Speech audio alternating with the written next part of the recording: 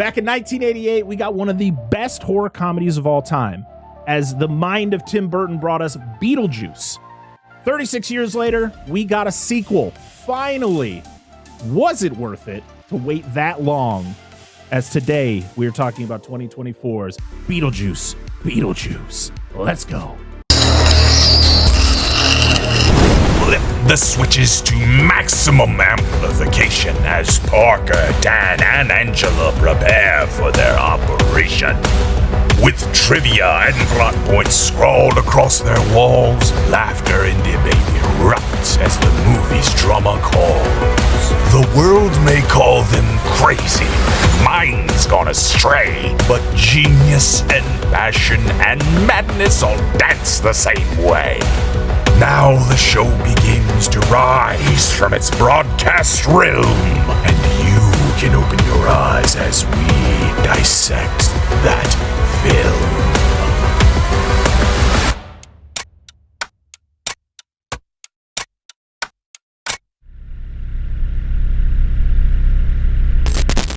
What's going on, everybody? Welcome back to the Dissect That Film Podcast. I'm your host, Brett Parker.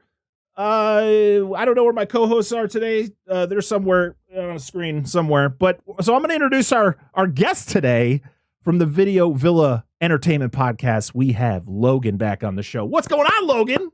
Hey, thank you for having me back. Oh, thank you for coming back. And then I guess we got to do something, right? I guess I should say the name, right? We should do it. Ready? All right. We say it, what, 3 times? All right.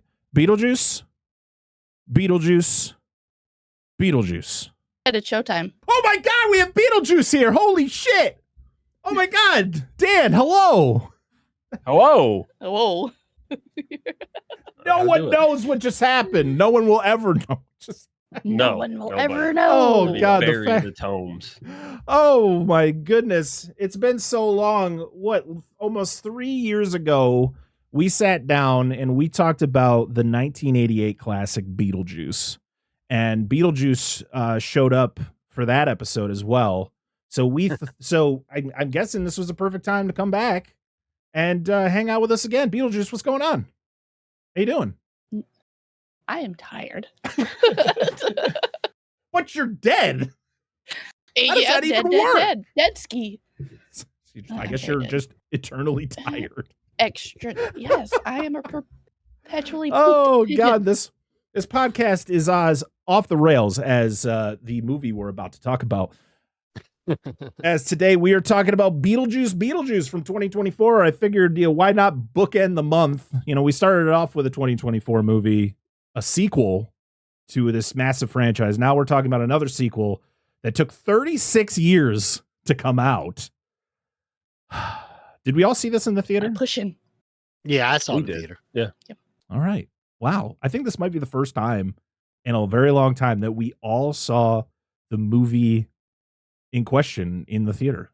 It's crazy. So, Logan, what is your history with like Beetlejuice, like the original? A massive fan. Me and my sister watched it nonstop. I mean, we were just big Tim Burton kids. I mean, that Edward Scissorhands. I mean, shoot. I mean, we watched. I mean, everything like Mars Attacks. I mean, anything that he did, pretty much, we were like obsessed with. Even the original Frankenweenie, the original one, with the live action one in black and white. Like we loved Tim Burton, and this movie was so huge because first off, he's hilarious. Michael Keaton's hilarious in it. It spawned the TV show, which I used to watch every morning before going to school.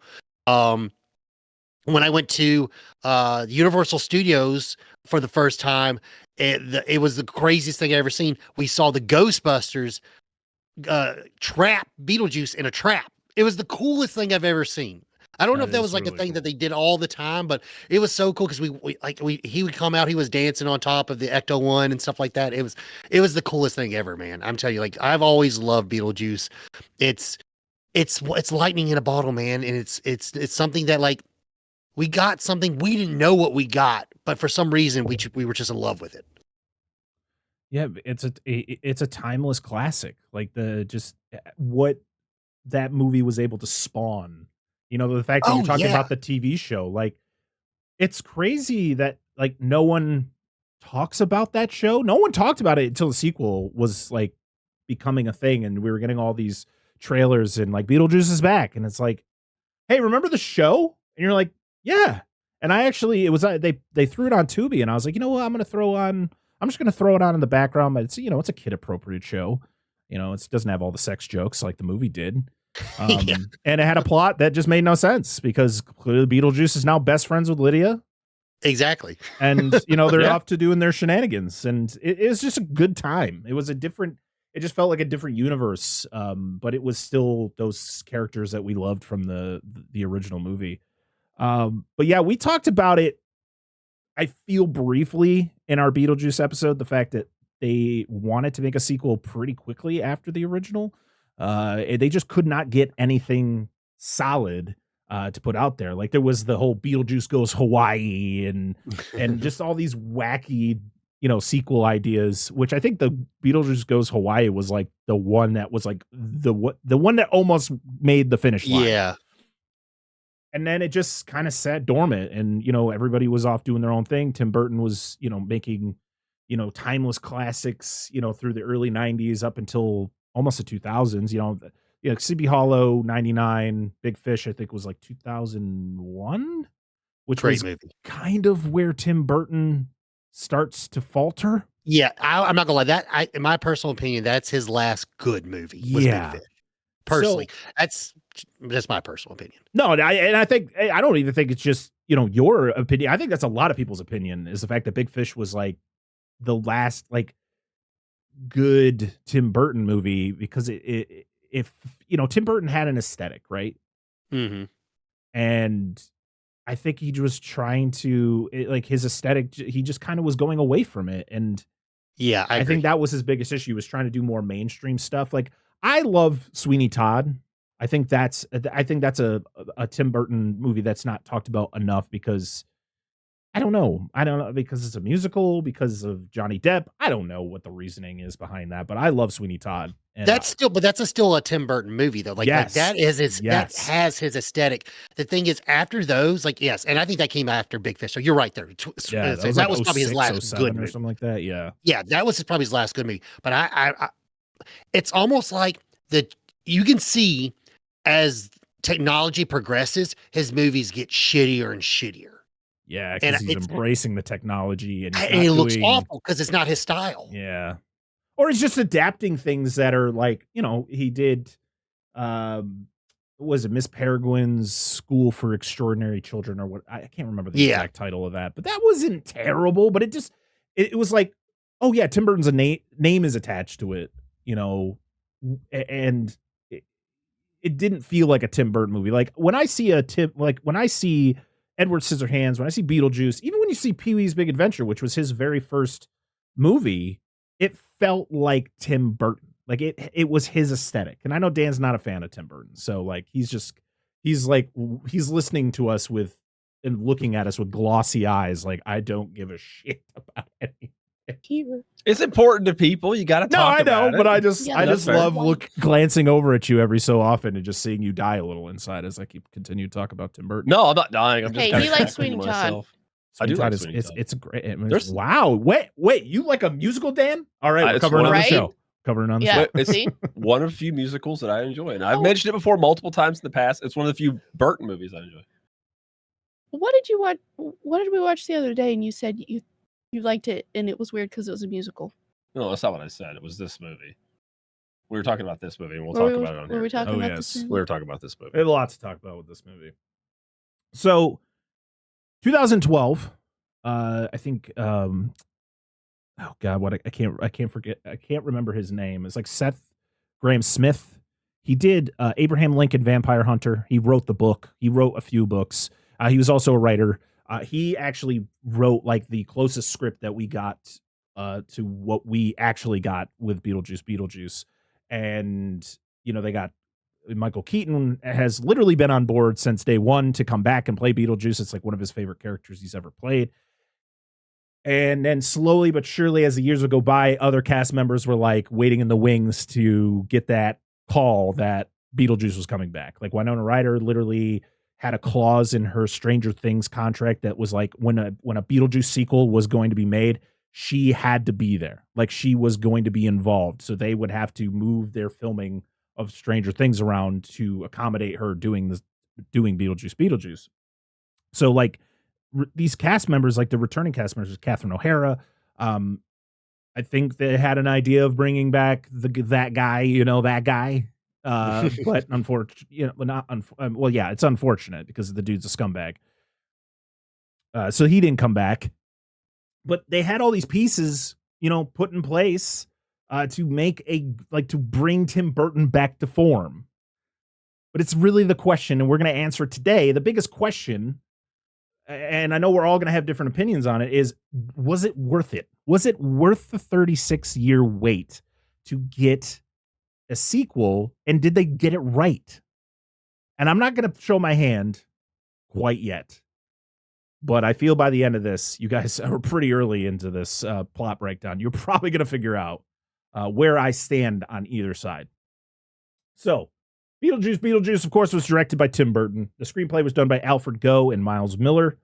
The story was also by Goh, Miller, and Seth Grahame-Smith, who actually I literally couldn't figure out his name, but yet if I just turned Wikipedia on, I would have had it. But Alfred Goh, we've talked about him. We did. We talked about him because he was a writer for The Mummy, Tomb of the Dragon Emperor, which is not one of the better movies that we've covered on this show, but we did it. Oh. And Miles Miller was also a writer, so I guess they were writing partners. We have for cast, we have a lot of returning cast members. We got Michael Keaton back as Beetlejuice, a freaking 70-year-old man. He's still killing it. I love Michael Keaton. Michael Keaton can do no wrong in my eyes. He is a fucking national treasure, and nothing bad better come out about that name. I swear to God. We have Winona Ryder back as Delia Dietz. Catherine O'Hara, the Queen of Canada herself, back as Delia Dietz. I don't think this movie is even remotely entertaining without Catherine O'Hara. Well, I'm going to say right now, she is pivotal to any movie that she is attached to.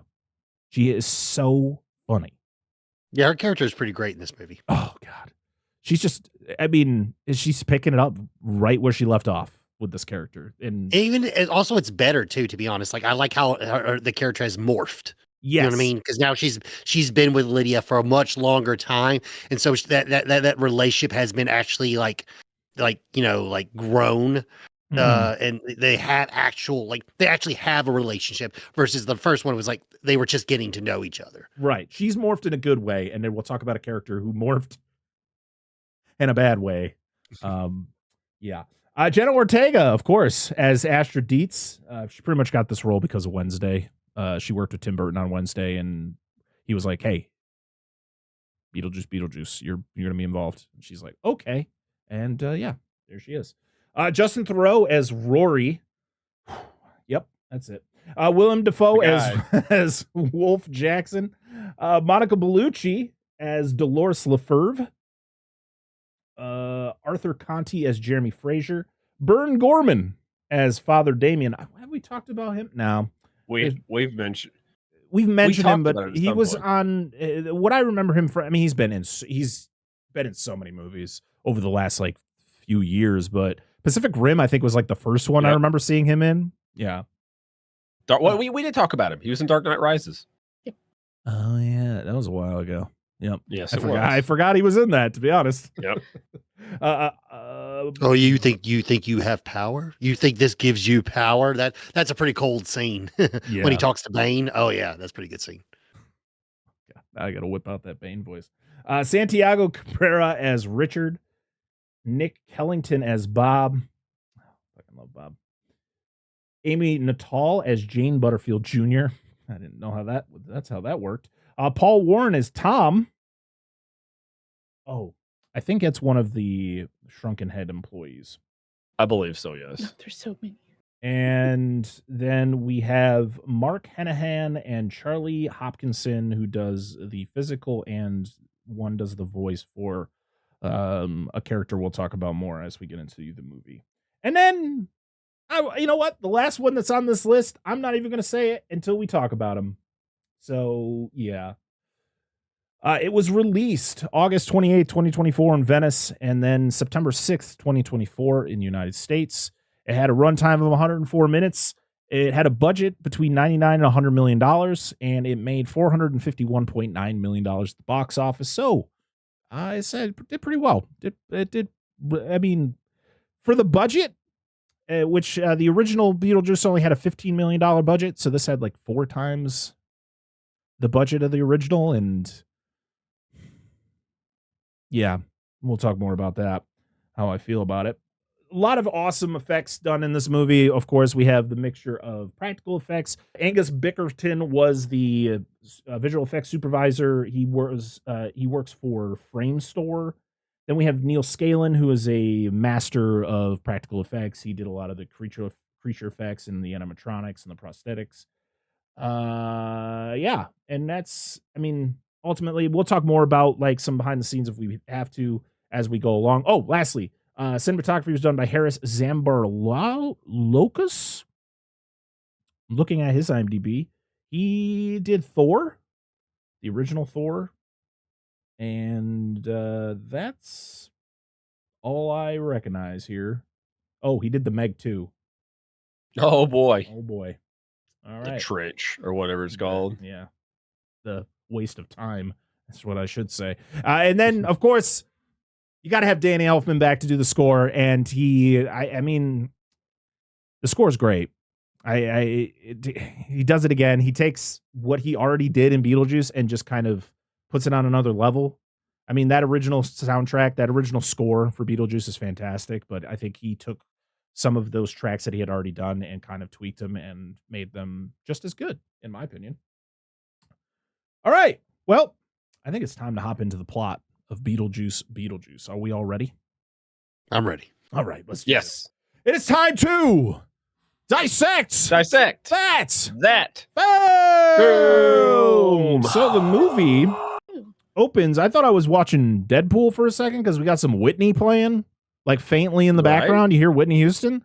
I don't remember this. The first couple times I've seen this movie, I'm like, wait, there was a little bit of Whitney playing, but then it goes into the new Beetlejuice theme by Danny Elfman, which I like. It doesn't hit as hard, and they recreate the opening scene to Beetlejuice, but it's Yes. not as smooth as the original. Like, I feel the original did such a great job at, like, when it opens, it's like a real town, right? And then it's, as you slowly are going through the town, it turns into the model. But you clearly can tell when it goes from real to model, and it's not very, like, the transition just doesn't feel smooth, and it's like very clunky, but I still like some of the visuals. A lot of this was filmed up in Vermont, which, hey, for anyone, please download us up there in Vermont. It's the only state in this goddamn country that hasn't downloaded our show. Can you do that for us, please? Just one. Step it We up. just want one I just want to be happy. Be like, one Vermont download. Yay. But there's some additions to the model. We have the addition of the crash from the first movie, and then you have Barbara and Adam crawling out of the river to then go to the house, which I thought was a nice little touch, kind of like retelling the death of the Maitlands in the first movie.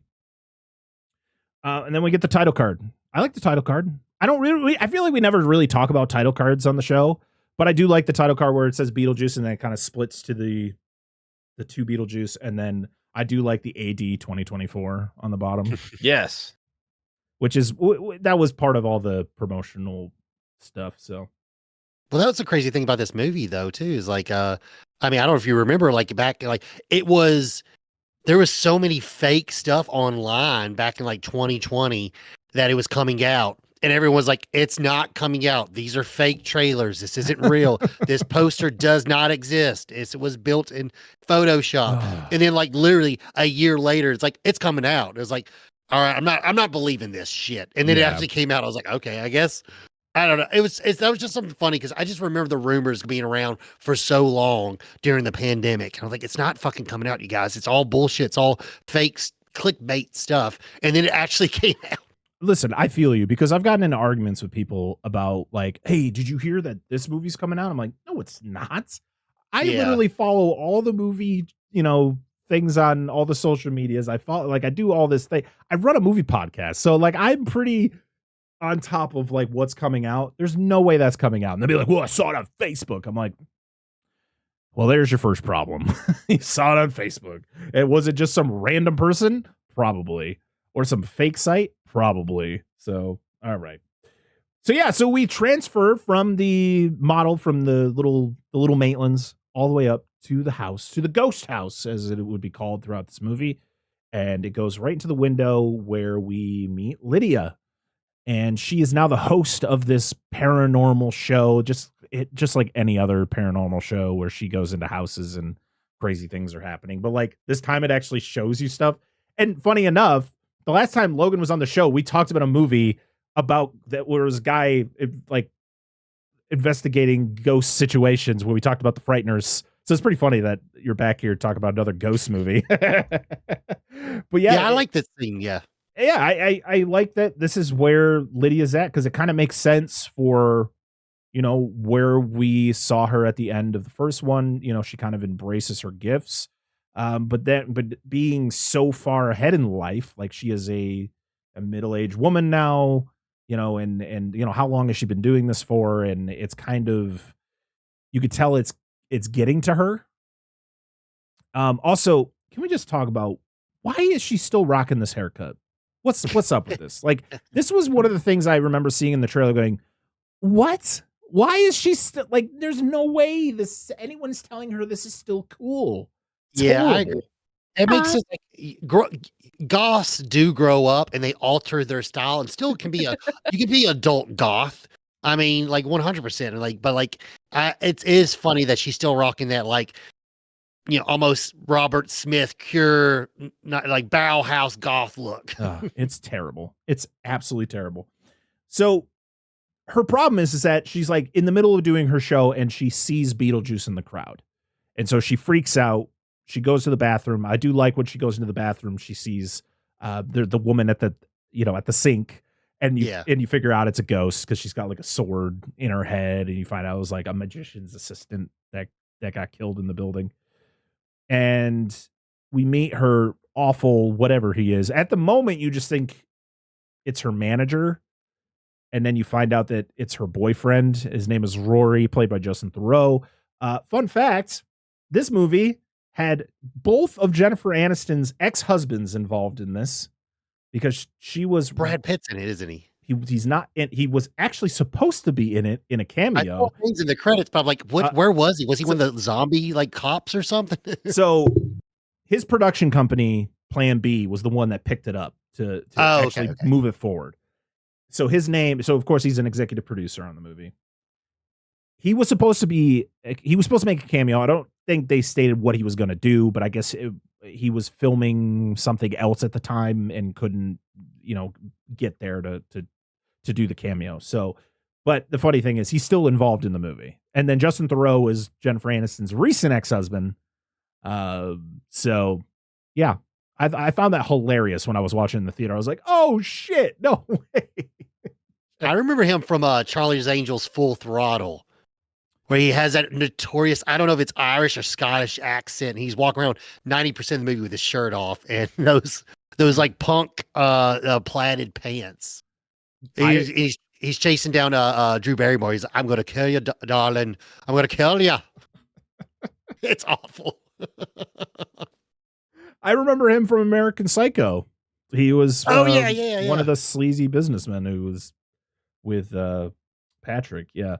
But he's annoying. He's just right off the bat, you just have a bad feeling about this guy. He's he's an older guy, but he's like he's got that new age like vibe about him, and it's just like and Lydia's like not that life, but but the way that her personality is and the way that she like where she is in her life, this is what she thinks is the best she can get. Yeah. And so she's like got to take pills to kind of help her get through it. He's not about it. We get that whole thing. It's kind of dumb. I just anytime this character's on screen, I'm just like, all right, maybe we should fast forward this because I can't stand this fucking character. Like, I understand you got to put characters in movies that you have to hate, but this guy just is the worst. He's just when he sat there, he's like, I can tell you're going through it, which means I'm going through it. So I'm having a really hard time right now. Yeah. Like shut the fuck up, dude. He freaking jerk like, off over here. Right? He is like the embodiment of a majority, because knowing my stance of fuck. Damn it. I just blanked. No mind, just keep going. Just go. Just go. Happens to me all the time, Dan. It's okay. Lost it. I feel you. You'll think of it in the random spot and just yell. Tim Burton. I literally blanked Tim Burton's name. This is how I feel about his fucking characters. Most of his characters are awkward and they're fucking annoying to me. This dude is like the peak of that. I hate him so much. He is very annoying. He is like that like super woke ally individual, but that he's only doing it to help his brand. So it's not actually like what's that word to look like? It's not actually true and genuine at all. It's just what he thinks will make money at the time. Yeah. It almost seems like this kind of like Cranked to 11 character being a parody of that could like almost appear in like an American Pie film or something. Like he could be there and he would be that obnoxious over the top character and just fit in the movie and just like so weird. I think the biggest, I mean we'll get into it more, but I think one of the biggest issues with this movie is they just have too many characters. There's just too much going on. And like having this guy in here is just like, what? Like it doesn't. Why? I feel like if you took him out of the movie, I don't think it would affect the movie at all. Like I don't think we would still kind of go in the same direction other than. I feel a lot of like that with actually like another character once we get to it. Oh, yes. I think I might know who you're talking about. So she gets some texts from Delia that she needs to go see her at her art show. So she goes down there. She runs into her. She's like, "What's going on?" She's like, Your father left me." And I just love that whole thing where she's like, "He's divorcing you?" She's like, "Why would you say that?" I know. It's because you said it. It's like your daddy died. Oh my God. I wish this is where this would end. I wish this is exactly where it would end. Like your dad died. Okay, let's move on and go into the next part of the movie. Instead, we had to get this weird stop motion recreation of Charles's death. Which actually, I've always said, I love stop motion. It's one of my favorite forms of animation. And the fact that they did stop motion animation for this is, the plus.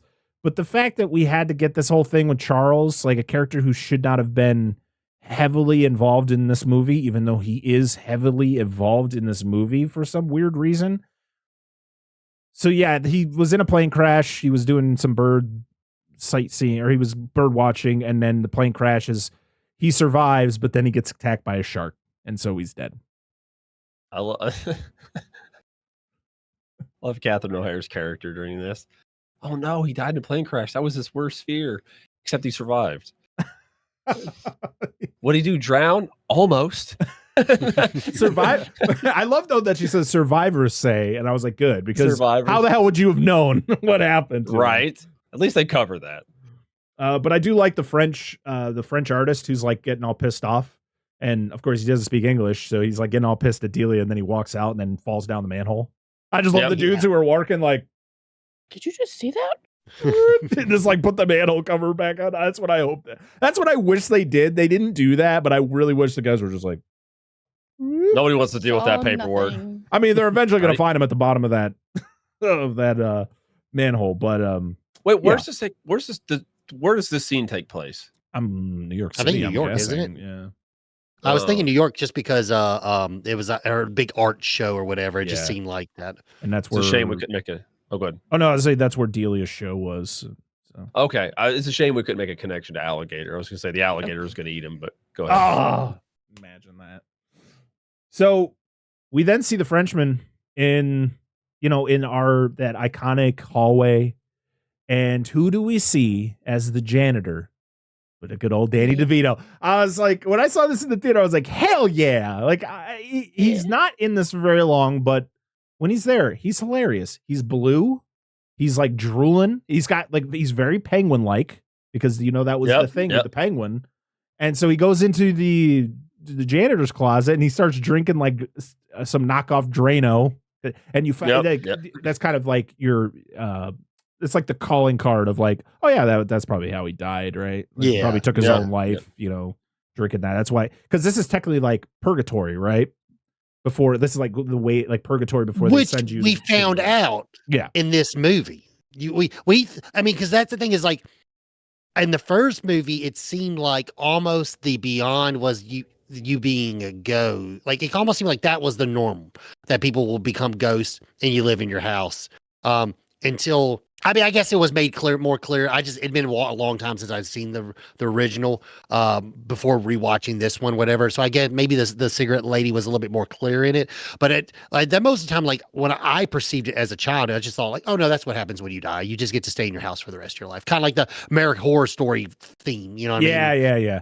Well, it was the whole thing of like they had to find their purpose in order to go on to the great beyond. Was like, you're right. We knew in the first Beetlejuice that all the people that worked in this, world were all people who took their own lives. That's why they were stuck here. That's why they worked there. So like the woman, the Miss Argentina who slit her wrists, and then all the guys who were, swinging around on the noose, and and then like Danny DeVito, he clearly took his own life by drinking the Drano and all that stuff. So like all the people who work here can't go on because they took their own life. And this the whole thing of like, when you do that, you don't go to hell or heaven.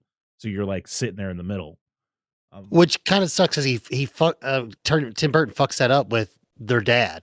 Because he just died in a freak accident. Yeah. And he's like working there. So it was like, okay, well, your own continuity just kind of got thrown out the window, but sure. Maybe it's people with like grief or remorse left after they die or something too. Yeah, that's true. Maybe you have that choice. Because there's a couple others that you see that I don't think they took their own lives. I think it was just a freak accident. Yeah, absolutely. There's a couple characters like this. There's even one that was big character coming up here in just a minute that didn't take their own life. Technically. Yeah. I don't know the rules, I guess. I was trying to make it make sense, and now you're talking about all this, and I'm like, it don't make sense anymore. I think, I really, to be honest, it's just one of those things is like, it just seemed like this is about was a scene like in a writing room, like scream out any idea is a good idea. Scream it out. Yeah. We'll put it in the movie. And he just wrote everything. It's like, Tim, you don't have to write everything everyone yells out. Yes, I do. Too late. It's already there. I already sent it out. They're already filming it. Anyways. We got to pad it out. So he's listening to Margaritaville, which I appreciate. I was like, all right, let's listen to some good tunes. He's got the floor scrubber, and he goes into this one room and he hits a puddle, and it shocks him. Well, he is not operating this. Well, it's also not touching the ground. It's like in the air. He's literally got this on, and he's pushing it forward like he's cleaning the floor.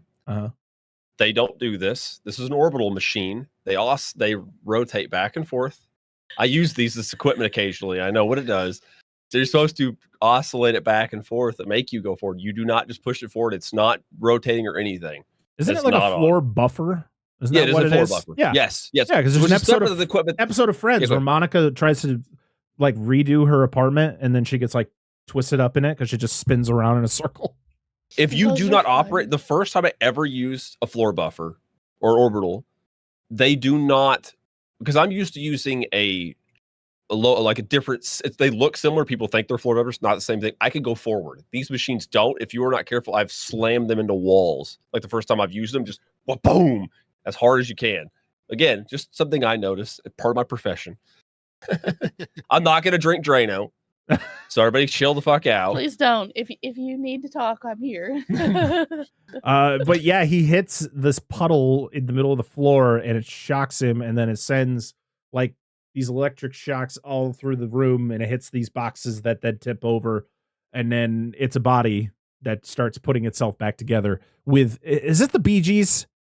Yeah. This Tragedy, I think, is the name of the song. Yes, it is. It's a great song. I fucking love this song. And I think it's a great little montage as she's putting herself back together. And I will say, though, that CGI is awful. Yeah. Awful CGI. I mean, I don't know if it's so bad. And it's not like the focus is on it too long. I don't know. Like, it's just, I don't know if it's like they didn't want to go too realistic to mess with the PG-13 rating or something. But I mean, it was so bad. I would rather just see you cut to, like stop motion claymation and moving across. Cool. Like, I would just like, I don't know. That'd like, be cool. It's just when I rewatched this. Now, I don't think I thought this when I saw it in the theater, but the rewatch, I was like, God, this really is bad. Yeah, it definitely didn't do well because it's like when it shows the inside of her body, it's just like nothing. It's just red. It's just red. There's like no guts. But yeah, it's like you were saying, oh, maybe it's because of the PG-13 rating. But then we're going to go to a scene later on in the movie with Beetlejuice where it's like, what is that? Like, this is like some of the darkest, like nastiest shit they've put in these movies. Yeah. An explosive pregnancy birth. Yeah, that's what we're getting to. So she asks where Beetlejuice is, and then you find out she's a soul sucker. And I do like this effect where she takes the soul that it just like whoop, it just like shrinks down. I like that. Over. It's great. I like that a lot. That was very cool. So then we meet Astrid, played by Jenna Ortega, and she is at a girls' school, or I'm guessing it's a private school. And probably. We then hop over to the car ride. It's Lydia, Rory, and Delia driving to go get her. And Rory is awful. It just like the whole thing was like, I feel you. My grandfather died recently, and I'm still feeling it. And they're like, and I love Delia. She's like, when did he die? 40 years ago, but my child mind. It's like yesterday. I was like, somebody throw this man out of this car, please. End this. This is the worst. It sucks. You gotta reach over, open the door, and push him out. And he's constantly like, I should talk to her. I think she would connect with me more. And I'm like, I don't think so, man. I should break the news. I think it'd be good coming from me. I really do think so. I guess I should ask it now. How do we feel about Lydia in this movie?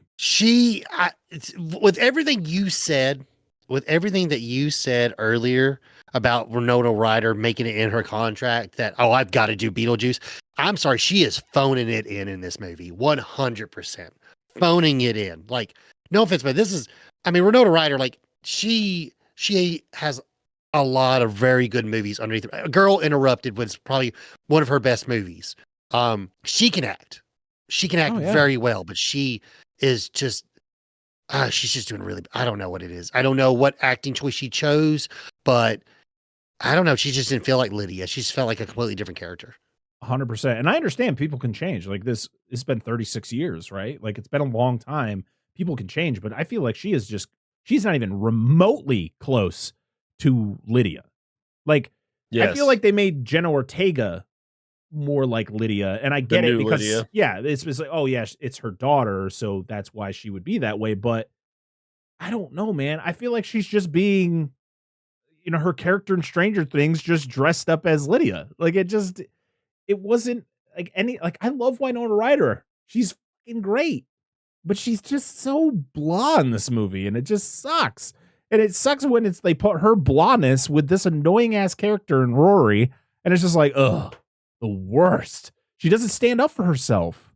And I don't know, maybe if that's just like the whole message is like, she's older now, she's had a kid, she's had a loss in her life, with her ex-husband, dying, so maybe that has changed her to such a degree that she is like, she's not even a shell of her old self. So maybe that's what we're getting here, but that's not what I felt. And I feel like that's not how you felt, Logan. What do you guys feel? Yeah. I have a thought on this. And this is like, I agree with you because I think when we went to the scene in the theater, we got done watching it. I even said that to Angela. And again, I'm not a big fan of the original movie either. I did not think her character nailed it. But the more you guys were talking about this, the second time I watched this, I think it's Rory. And the reason I think that is because his whole like I'm gonna spoil this now, but he preys upon women at their lowest point, right?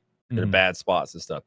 And she's supposed to take this medicine, but he won't let her take this medicine. He wants her to be in this beaten down, mentally broken state so he can get what he wants out of her. That's just a thought. I'm not saying that actually. I want something to make sense. I don't want to be like, I just think Winona Ryder didn't do a good job. I want it to make sense to me. And that does make sense. That makes sense because we do find out that, we kind of figured out from the beginning that Rory sucks and he's a piece of shit. But then you find out later on that he is a real piece of shit. Maybe he's like a soul sucker. Maybe it's a reference to like he's kind of like he sucked the soul out of Lydia. She's not the same lady anymore, you know? Maybe that's something. He's Dolores before she dies, right? So he is like a new version of Dolores, right? A modern version. But I will say because there's some great scenes between her and Catherine O'Hara later, like specifically when it's like she's doing the breathing exercise. That's just them interacting. I love that. Like, again, I like that scene because Catherine O'Hara is trying to get her to get back on the fucking horse and do her shit. And I just love the interaction between the two. That is a great scene between the two. It's like, oh, I thought I was going to get attacked by a moose. yes. And I agree with Logan because there's a lot of scenes in here and you're like, she's seen does not act like the character you think she would at this point in her life. So, but she also acts different when he's not around. Like she's more herself. She's more herself when he's not around. Because it's almost like she's doing this to please him. Okay, you're making it make sense. Well, she does say that literally later. Sense. She does literally say that later when right before the wedding, what's her name? Ortega asks her, "Are you sure you still want to go with it?" It's like, well, I have to because he said it'll make him happy. Yeah. Like she still wants to do, even though it's not better, it's not good for her. No. Even though she knows it's not good for her, she's doing it to try to make her happy. It's also I'm crazy. Guessing. Too, because I keep on trying to think like, okay, well maybe she's too tore up from her husband's passing, but she even makes it clear their relationship was on the rocks really heavily even before his passing. Yeah. So obviously like things were going south, and it wasn't just the him passing. There's obviously something there before that. So it's one of those things where, like they don't do a good job at connecting the dots to actually giving you a straight up answer. Why is she being so different? Yep. I agree. Yeah, I think if it does, I understand you don't want to have movies like hold your hand and explain every little detail about why a character is the way they are. I think the fact that you have to watch a movie to kind of pick those things up, and I'm glad that we're all like piecing things together. Like me and Logan are kind of looking at it like, what the fuck is going on here? And you guys are kind of making it make more sense, but it's kind of annoying that either I just saw some of the performance and I was just like, I didn't want to put those pieces together. It was just annoying me. But then you're explaining it and it's like, no, that makes total sense, especially when you learn more about this character later on in the movie. Yeah, and I think it's because, for you guys, you're more passionate about them. You want this because it's your character. You want like your character to be this way. Why is it this way? And like for me, I'm just kind of like, I'm just seeing this like tertiary stuff because I'm just here. Like I can just like, oh, this is probably why. I don't know. Maybe I look at it different than you guys do is all I'm saying. But I hope that's the reason, because at least it's an explanation. They did a shitty job, like everybody said here, explaining it in the movie, but it's like the breadcrumbs are there. Yeah, exactly. Yeah, well, because that's the thing is like, because you can also even, and this will be the last thing I say, but like, you can also be like, okay, well, is she acting like this because Lydia is mad at, not Lydia, but Astrid's mad at her because she won't communicate with her father. Like, is that the turning point? Like, what was the turning point to get us, or is it multiple things? Like, it would be just nice if there was just a clear answer. Like, was it, okay, it's not the death of her husband because X, Y, and Z, or is it Rory? Is he like a soul sucker? Is he like screwing her up mentally, or is it her fucked up relationship with Astrid? You know what I mean? Yeah. Maybe. I don't know. Which is something else I think we'll talk about a little bit more in depth as we get there. But the relationship between Lydia and Astrid is kind of annoying. And why it's such why there's so much turmoil. And I'm just like, okay, I think just one person is being just annoying about this whole situation, but we'll get there. So they get to her school, and Delia tells Astrid that Charles is dead in the only way that she can, and that is just yelling outside of her window. Yeah. Stop pestering your mother and answer her text messages. Your grandfather, my wonderful husband Charles, is dead. It's so good. And then they're outside. They're sitting around her sculpture, the sculpture that in the first one she gets attacked by twice. Yep. But it's like a bigger version of it, and you find out that the art center is named after Delia. So pretty much they say, "Oh yeah, we got to go to Vermont." Or no, what in the movie are they? They're not in Vermont. Oh no, it's Connecticut. That's Winter River, Connecticut is where they live. They got to go there, clean the house out. So it's going to be like a week or so. And yeah, and Astrid's not a huge fan of that. So you also find out that Astrid kind of doesn't believe that her mom sees ghosts. Like she is, like you don't fully get it until she talks to somebody later on, but she's just like, you're full of shit, pretty much. Because you find out the reason that like Astrid and her mom have such a bad relationship is because her mom doesn't see her dad. And I'm like, are we serious here? Like, this is why you and your mom have such a bad relationship, because your mom doesn't see your dad? I don't think that's how her gift works. I don't think she could just pick and choose who she sees. Like, that's not how that works. So you being mad about this is kind of annoying, but I don't know what. Yeah, I agree. Cause it's kind of like a good way. Okay. Here's a movie that did it right. Paranorman. He sees all dead people, all dead people, all of them. Okay. All of it. So like that makes sense for like if this scenario took place in that movie, but for this scenario to take place in this movie, because it's even stated, like even in the first one, like that was her first time ever seeing dead people. It was just because she was more inclined based off of her being kind of like a goth. She was more perceptive and open, and that's the reason why she was able to see them. So, and she's never said she's seen people like that before. So you would think if she could always just see dead people, she would eventually saw another dead person by the time she got to be 13 or 12 or however she's supposed to be in the first one. Yeah. I can totally follow that. All right. On to the next frustrating part of this movie. We get to meet Beetlejuice. And it's just very lackluster, our introduction to Beetlejuice in this movie. He is the afterlife call center manager. And all of his workers are shrunken head guys, which is great. Yep. It is great. But does it make sense, mind you? That makes no. I still love them all. Oh, they're all great. I agree with you. I agree with you. I agree, but it makes no sense. But why are we getting introduced to Beetlejuice like this? It's just like nothing. He's just sitting there reading a newspaper. And I feel, as I stated before, Michael Keaton is an American treasure. He's just, for one, he's from one of the greatest cities in the country, Pittsburgh, Pennsylvania, home of the Pittsburgh Steelers. Go Steelers. But he's just, I feel like they took Beetlejuice, this over the top, so much energy, just saying inappropriate things at every waking moment, and they just turned him down. They mellowed him out. And it's like, I don't think that's how that works. You're not alive. You're a dead guy. So it's not like you age. So it's not like you're getting more mature. You're Beetlejuice. Okay. And you're just kind of meh. And this introduction sucks, to be honest, in my opinion, because there's a scene later when I can't remember what character it was. If it was when Lydia finds the flyer after Astrid finds it, and she's like, don't say his name, and like tells her, and then they get mad, goes, and then you hear like maniacal laughing coming from the cemetery from Beetlejuice. I'm like, that's the introduction.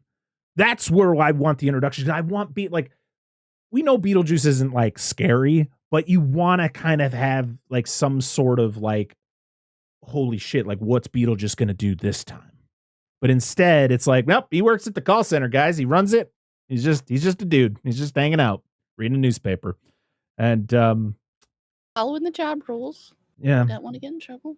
And we meet Bob, the best character in the movie. Bob. He's the best. Bob. One of my favorites. I do like when they're like, oh, they need me upstairs. gotta go. So he sits in between the hot dog dude, which is definitely a nod to that chestnut guy who wins all those hot dog eating contests. And then the cat lady, which is great. And then you see her again later. She's still in the waiting room, but she got the cat gnawing on her leg, and you see the bone and stuff. Oh yeah, I love the waiting room characters. They're great. Yeah, I like the magician guy. That's like clearly it didn't work out in his favor. He didn't get out of the box, and he's completely drowned in the box. Well, my favorite is the Santa Claus that like burnt up when you see him later. I'm like, yo, is that Phoebe Cates' dad from Gremlins? Has to be. That's what I literally put in my notes. So yeah, this is when we meet Wolf Jackson. He's a former actor, played by Willem Dafoe. This guy is great. I'm sorry, Willem Dafoe is so good in this movie. And you find out he's a former actor who accidentally blew himself up with a real grenade. No one ever said. Who knew it was a real grenade? Yeah, exactly. That's so good, though. Oh, dude, he's so good. He's so charismatic. I love his assistant who just constantly brings him coffee, but he never drinks it. He just crushes it like every time. Yep. She has like a bullet hole like in her chest. There's like a single bullet hole in her chest. Oh, the one later's even better. With the yes, the other one with the freaking pole through the neck.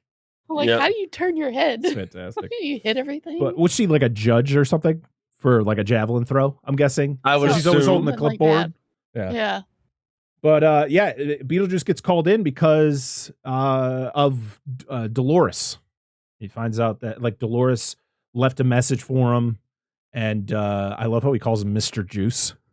Oh, I love it, dude. That means you're dead, Mr. Juice. That's not good.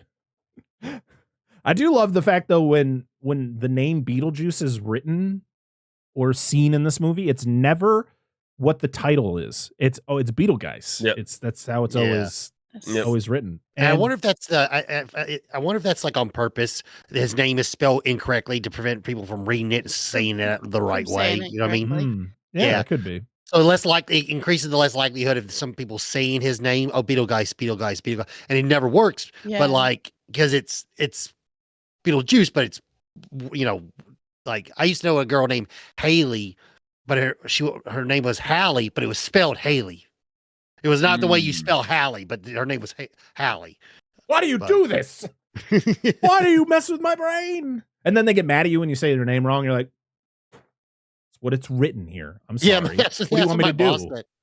My boss corrected her. He's like, well, that's not how it's written. Sorry. Blame your parents. Yeah, right.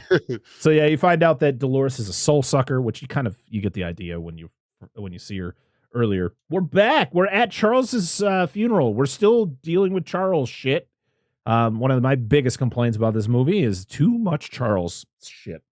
And we get a child choir rendition of the Banana Boat song, the Deo. Yeah. Which the actor who played Otho in the original Beetlejuice, he passed away.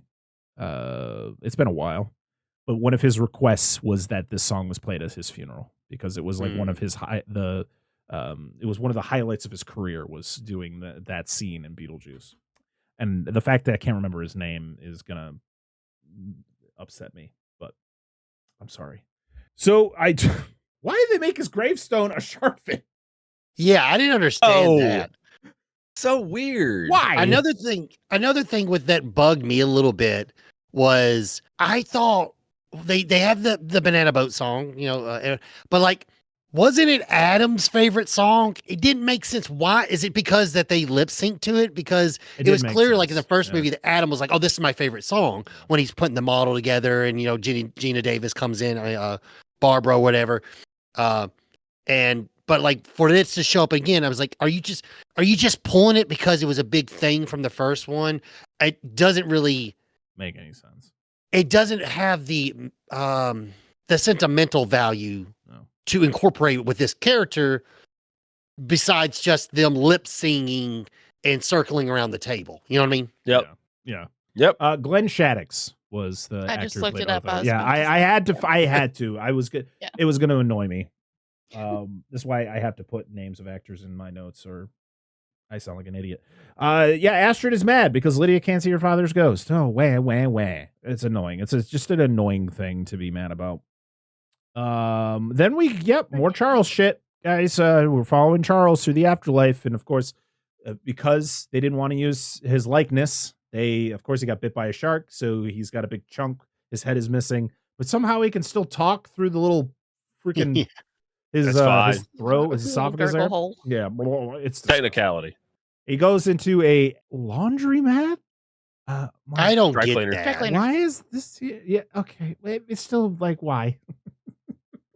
It's just there just to make sense because we got to see her pick up the wedding dress that she wore or whatever. You know what I mean? Right. Yeah. Well, he goes in there, asking because he's looking for Delia. He doesn't know he's dead, pretty much. Yeah. And so he's looking for Delia, and the guy's like, "Get out of here!" And then he gets attacked by Dolores. No. She sucks him. She sucks him dry. Not in the way he probably wanted. As she does. And, yes, as she does. And then, we move on from that. And she gets her dress. She finds a wedding dress, turns it black, and then she walks around for the rest of the movie. Literally, I'm just going to spoil it. This character, Dolores, does nothing in this goddamn movie. Needs to be. Jesus. Did the scene already happen with? Did we already get the scene? I didn't create a timeline, but did we already get the scene with Beetlejuice? Did he say that to William Dafoe about their history? No, he never tells him about their history. He says he doesn't so we know haven't who got she that is. scene yet. Okay, okay. Yeah, we get that with him and Renata Ryder's character. Okay, well, but yeah, no, I agree. We first find out about their relationship when he tells Bob. Yeah, oh, okay. He tells Bob about it, and then it changes into Italian. I thought it was Spanish, but I'm an idiot, and then it said Italian. I went, okay, I probably should fix that, or people are going to be mad at me. I thought it was Italian too because of the Mario Bava reference later in the film. Yes. I was like, that would make sense for it to be Italian if you're gonna, quote a famous Italian horror director. Yeah, and I think, and then Monica Bellucci, isn't she Italian? I think, Bellucci, yeah, definitely. Also, she is currently Tim Burton's girlfriend. Not that fucking matters. There you go. She didn't be in this movie at all, man. I'm not right now, at all. Here's the thing. Oh, go ahead. Sorry, I didn't mean to interrupt. No, you're good. Outside of one scene, like which we'll get to it. I love it. It's what you guys have been alluding to. It's like I love that scene, but she didn't need to be in this movie at all. It's like the movie was an hour and a half, and he's like, I need to add like 15 minutes to this movie. And here we go. There you go. Walk around a while. Let's just include this character and pad this fucker out a bit. All you needed to do is have Beetlejuice stalking Lydia over the years and him waiting for his moment to capitalize on it to somehow hook her back into marrying him. Mm-hmm. That's all you had to do. And we basically got that. All you needed more Beetlejuice scenes to add some sort of like him popping up more often, and maybe him explaining to Bob his evil plan, and then we get to see him capitalize on that when the dude later who pops into the film, the boyfriend, the Jeremy character or whatever, when he pops in later, now I've got my chance, and now I can actually make my plan that I've been working to all these years, actually go through. You know what I mean? That's all you need to do. You didn't need this stupid character in the film. The only thing she just looks hot. That's it. That's all she's there for. Just to be a hot Halloween costume. That's it. Yeah, her setup in the beginning. I was very excited when I saw the trailer and I saw her. I love Monica Bellucci. I think she's great. When I saw her in the trailer, I didn't know that her and Tim Burton were a thing. Not that it matters, but it was like I saw her and I went, oh shit, she's gonna be the villain. This is gonna be cool. Like, what are they gonna have her do? And then I'm sitting there in the theater going, she's gonna do something right. No, she's gonna do something right. Is she just gonna skate around the hallways the whole time? Oh yeah. No. Oh, she is gonna just skate around the hallways the whole time. That's literally all she does. Okay, cool. She didn't even go in the Matrix not one time. Right? Oh man, Monica Bellucci. She didn't put on that tight leather dress. God damn. If you want to hear me talk about the Matrix, whatever was it, Reloaded? Yeah, the second one, the sequel. Yeah. I talked with Wyatt from Cinema Trip Reviews about both of all three Matrix movies, but yeah, we had a lot of good things to say about Monica Bellucci in that movie. Drive your little hoverboard around. Would have made more sense.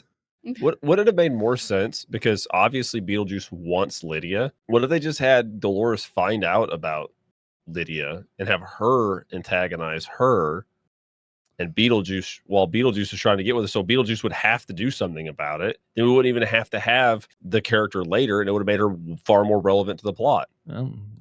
Unfortunately, Dan, Just saying. somebody didn't write that script, or somebody didn't improve that script, and it's unfortunate. No, because this is what we No. got. So we get an Italian retelling of Beetlejuice's origin, pretty much. It's so good. It's great. I was confused though when I saw it in theater. I went, "What's happening? What?" Yep, so fucking great. What? Voice changes and everything. That's It's great. Fucking great. I love how he changes to Italian before we even get into the flashback. He just whips out the microphone. That is great. And so he was like a grave robber during the bubonic plague. Yep. And which makes sense because he referenced that in the first one. Mm-hmm. I lived through the bubonic plague. Yeah. I've seen the exorcism. It's so good. I can't remember how many times, but yeah. The whole montage of them meeting and getting married. I love how they like bite each other's chickens. They had chickens. They bite Chicken. The wedding Yeah. was very conventional. We both bit the heads off chickens and sacrificed a goat. And drank each other's blood. I don't know, Drank it was each other's blood. That Then was- we had passionate, ravenous, like made love, and it's like just throwing each other around a bed. It's fantastic.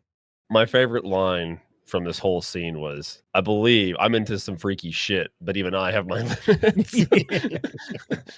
I was like, yes, well done. But so this is ultimately how Beetlejuice dies. He gets poisoned by Dolores, and before he dies, he chops her up. So he's the reason why she is the way she is.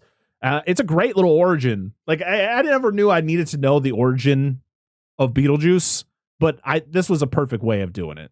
Like it worked out. It didn't take itself too serious, and it did a nice little twist to what you would expect, right? Adding the Italian, adding the black and whites, and just the over the top performances by both, Michael Keaton and Monica Bellucci. I thought it was fantastic, and this is the best. Like of all the scenes with Monica Bellucci, this is the best one. Like this flashback scene, it's great. Yep. Well, there's only like 3 more scenes that she's in. That's very true. Yeah. That is very true. We're already. She did the thing I hate, though. What? I don't know if you haven't seen them, but the TikToks where the ladies are like showing you something and they're like, oh yes, they do the tapping on the bottle. Yeah, I can't stand it. Yeah. Hey, girlies, isn't Yes. she precious? And they like tap everything. Like, stop it. Yeah. So it was the whole thing was like she poisoned him because she's part of like a soul sucking cult or whatever, and and all that. So then we're back into reality, and I love the house shrouded in black because the house is mourning. Well, that's pretty cool. I like that. Steely's so good. And then we get this really awkward conversation between Rory and Astrid, and it's just the fucking worst. He's like trying to connect with her, but he's also trying to like be her friend, and she's just like, I know you, Rory, you suck. Like, get the fuck away from me. We then see little Jane Butterfield grew up, and she's just like her mom. She's the real estate agent of the town. And then her name is Jane Butterfield Jr. I didn't know that was a thing for girls.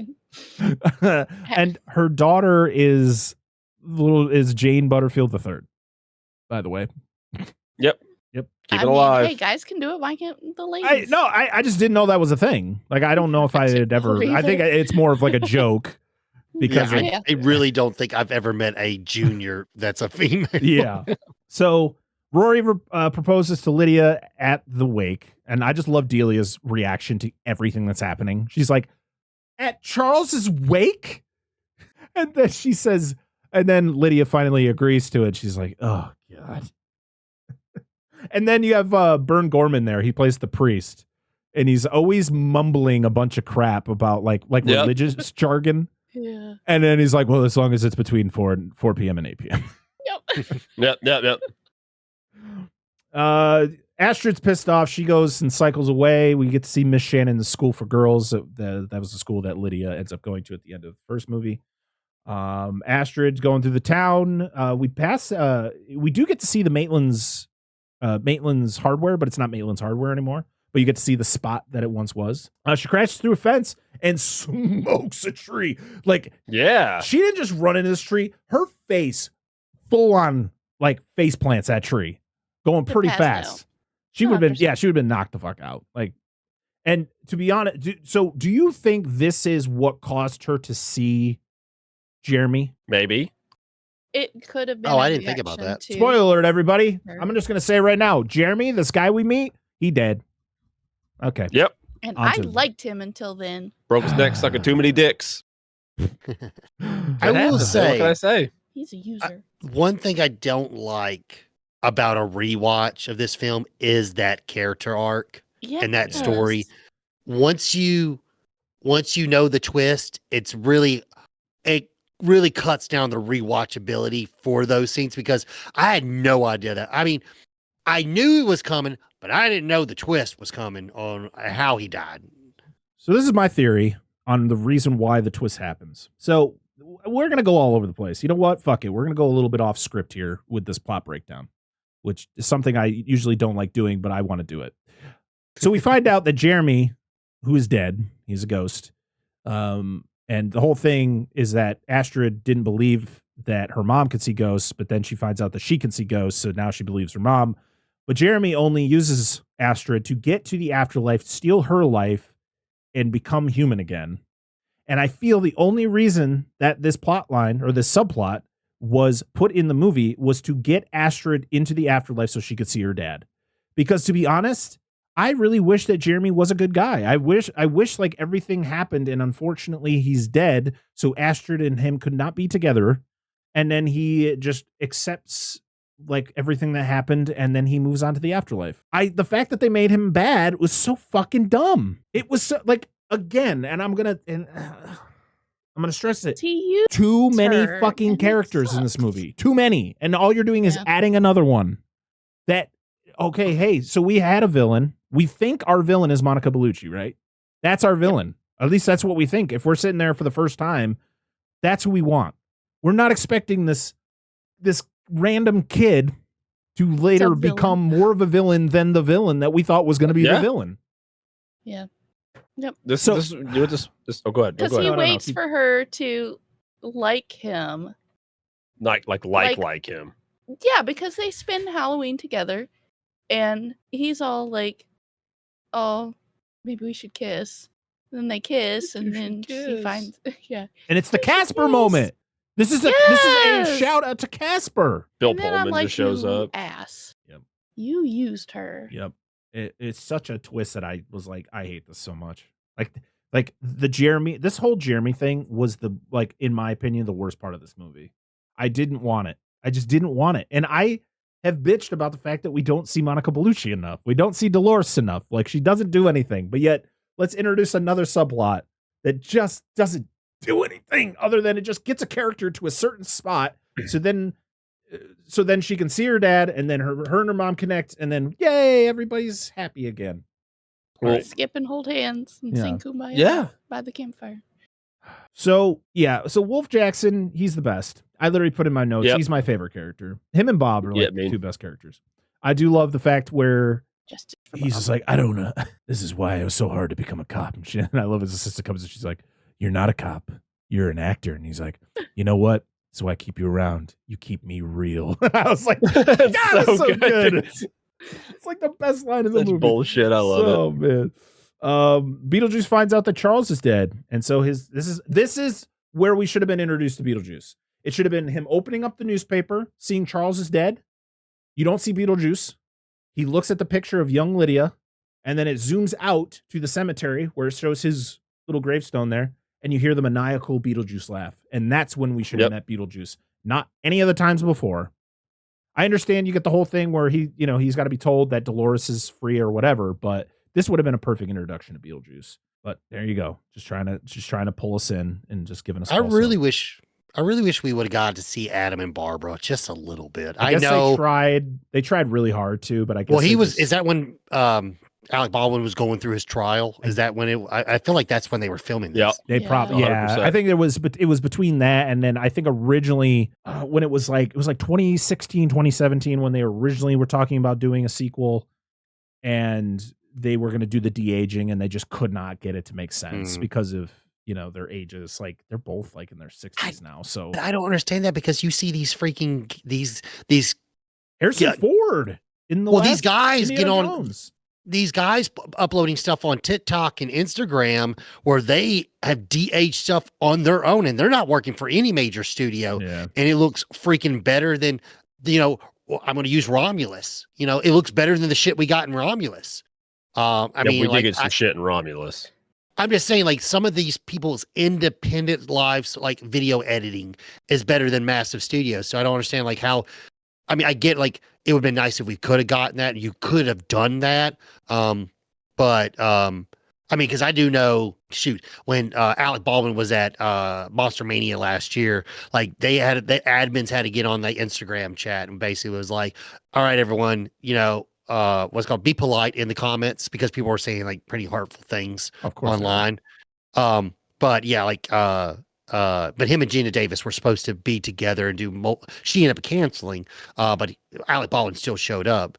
But yeah, that I know it sucks, but like, it would have been just something nice. Maybe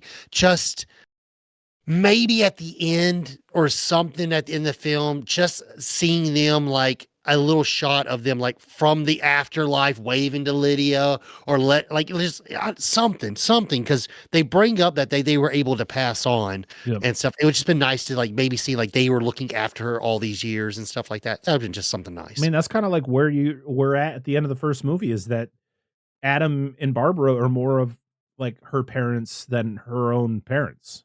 Yeah. So, and then you had like that co-parenting thing where it was like, Delia and Charles were still there, but they were able to coexist with Barbara and Adam. So, but yeah, I agree. But yeah, there's just a lot of decisions that just either shouldn't have been made for this movie or should have been made. And I think it would have been fine. It's not like we needed like a 10-minute scene with them. I think it's like a quick little thing at the end to kind of be like, all right, they're gone. This is it. Like, we're never seeing them again. I love this where Delia is in the house and she's doing the primal screaming, and everybody's like terrified. She runs in and is like, "What's going on? Are you okay?" She's like, "Oh yeah, it's just recording some primal screams." And this is where we get this is where Lydia states that Barbara and Adam moved on, and Asher's like, "Of course they did, because ghosts are bullshit." So Astrid goes upstairs and explores the attic. And she finds a Beetlejuice flyer on the floor, and I love when she picks it up. She's like, "Ew," and just puts it down. And she finds a box with her dad's name on it, and so she looks through it, and she finds pictures of her parents and her as a little girl, and there was a picture of pregnant Lydia with the same goddamn haircut that she has right now. I'm like, what is this? Never changes. It's awful. It's not a phase. It's not a phase, Mom. Oh, the heavy breathing is so good, and that I thought a moose was going to attack lion is one of my favorites of the movie. Yeah, that was pretty funny. Like I said, I really like her development of her character throughout the stepmom. I mean, it just is funny because she's just kind of like, and she plays with it. She's like, you used to terrorize me, and like just their little playful banter. But then we grew on each other. You know what I mean? Yeah. It is just nice because her character is pretty easy to hate if you think of, like, she's just so like, without like, I guess this scenes, but like just thinking of that character as just the character as itself, this obnoxious art maker, is pretty freaking annoying. But like, she makes you care for her, and you don't feel that. The first one you felt a little bit, but then she's comical because some of the things that she says and so forth. Like when she freaks out. What is it, Alan? Is that her husband, Alan? Charles. Oh, what is it? Charles. When she yells at Charles, like, if you don't let me make this house my own, I will take you down. I will kill you. Everyone. I can't remember what the quote is, but like, I'll take you down with me or whatever. Like, I don't know. Like, those little things, like, it's really fun to see how the character developed. Yeah. I mean, her development is great, but it's also like the fact that she has matured as a stepmom. Like, she has become more of a mom to Lydia than she has ever been over the years. But she's also still that very naive, crazy art dealer where common sense just isn't in the cards for Delia. which is great. It's like she's just on that fine line, and she'll pay for it later. Yeah, but it's got a good payoff in the end. There's one Yes. line in this movie I was like, fucking brilliant. Nails her character at the very end. So we find out where Lydia met Rory. It was at this like it was like a retreat for like grieving, spouses, and like he had lost a wife in a skiing accident. She was there because of her ex-husband. They were in the same sorrow circle. Yeah, yeah. And he just heard me. Just heard. I'm like, oh, gross. Oh, it's deep. Vomit. That deep. So Astrid goes back to see Jeremy. She goes to his room. His room's fucking awesome. I love this place. And she's looking through the vinyl, and she's like, oh, you got a lot of 90s vinyl, which is kind of a hint to his situation. And you see the handbook. And that's your immediate like, okay, all right. Because he says he got it at a yard sale.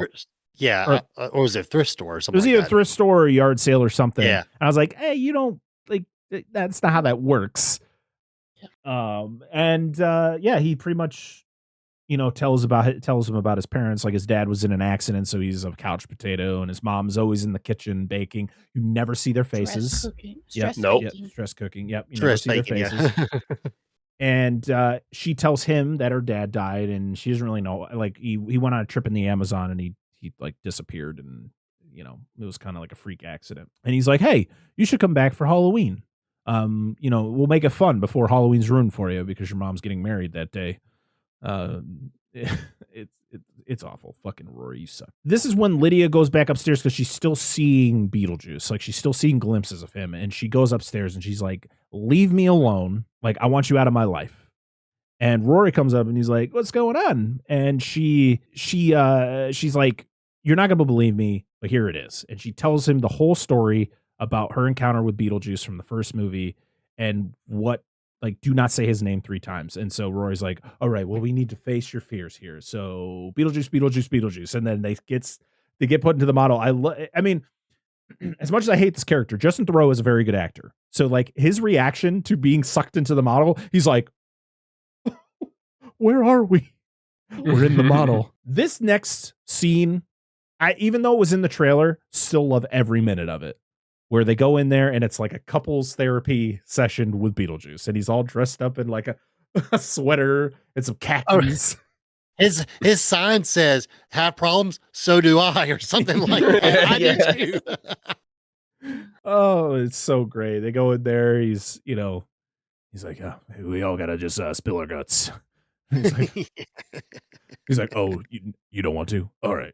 He just does it. And this is where you get some like pretty gnarly like scenery in this, where it's just like his guts get pooled all everywhere. And then he's like, oh, my baby's coming. And she gets pregnant. And then freaking this baby juice just shoots out of her. Baby juice. That's what baby it is. juice. It's baby juice, baby. I know. I love it. It's just crawling I around. need It's one. so good. It's just like it crawls up to Rory and he's like, and it turns around, comes back, and then just starts gnawing on Lydia's leg. He's like, oh, leg man, just like his dad. And there's that one scene immediately after that where it's just Michael Keaton making a baby face and just shit's coming out of his mouth. I was like, oh my God. What is happening? Who decided that was a good idea? But he stuck it. He fucking stuck it though. That's so good. It was like, Mama. It's so I was like, oh It's so no, gross. gross. That's Ugh. great. But yeah, it was the whole thing where he's like, yeah, I've been waiting for you forever, Lydia.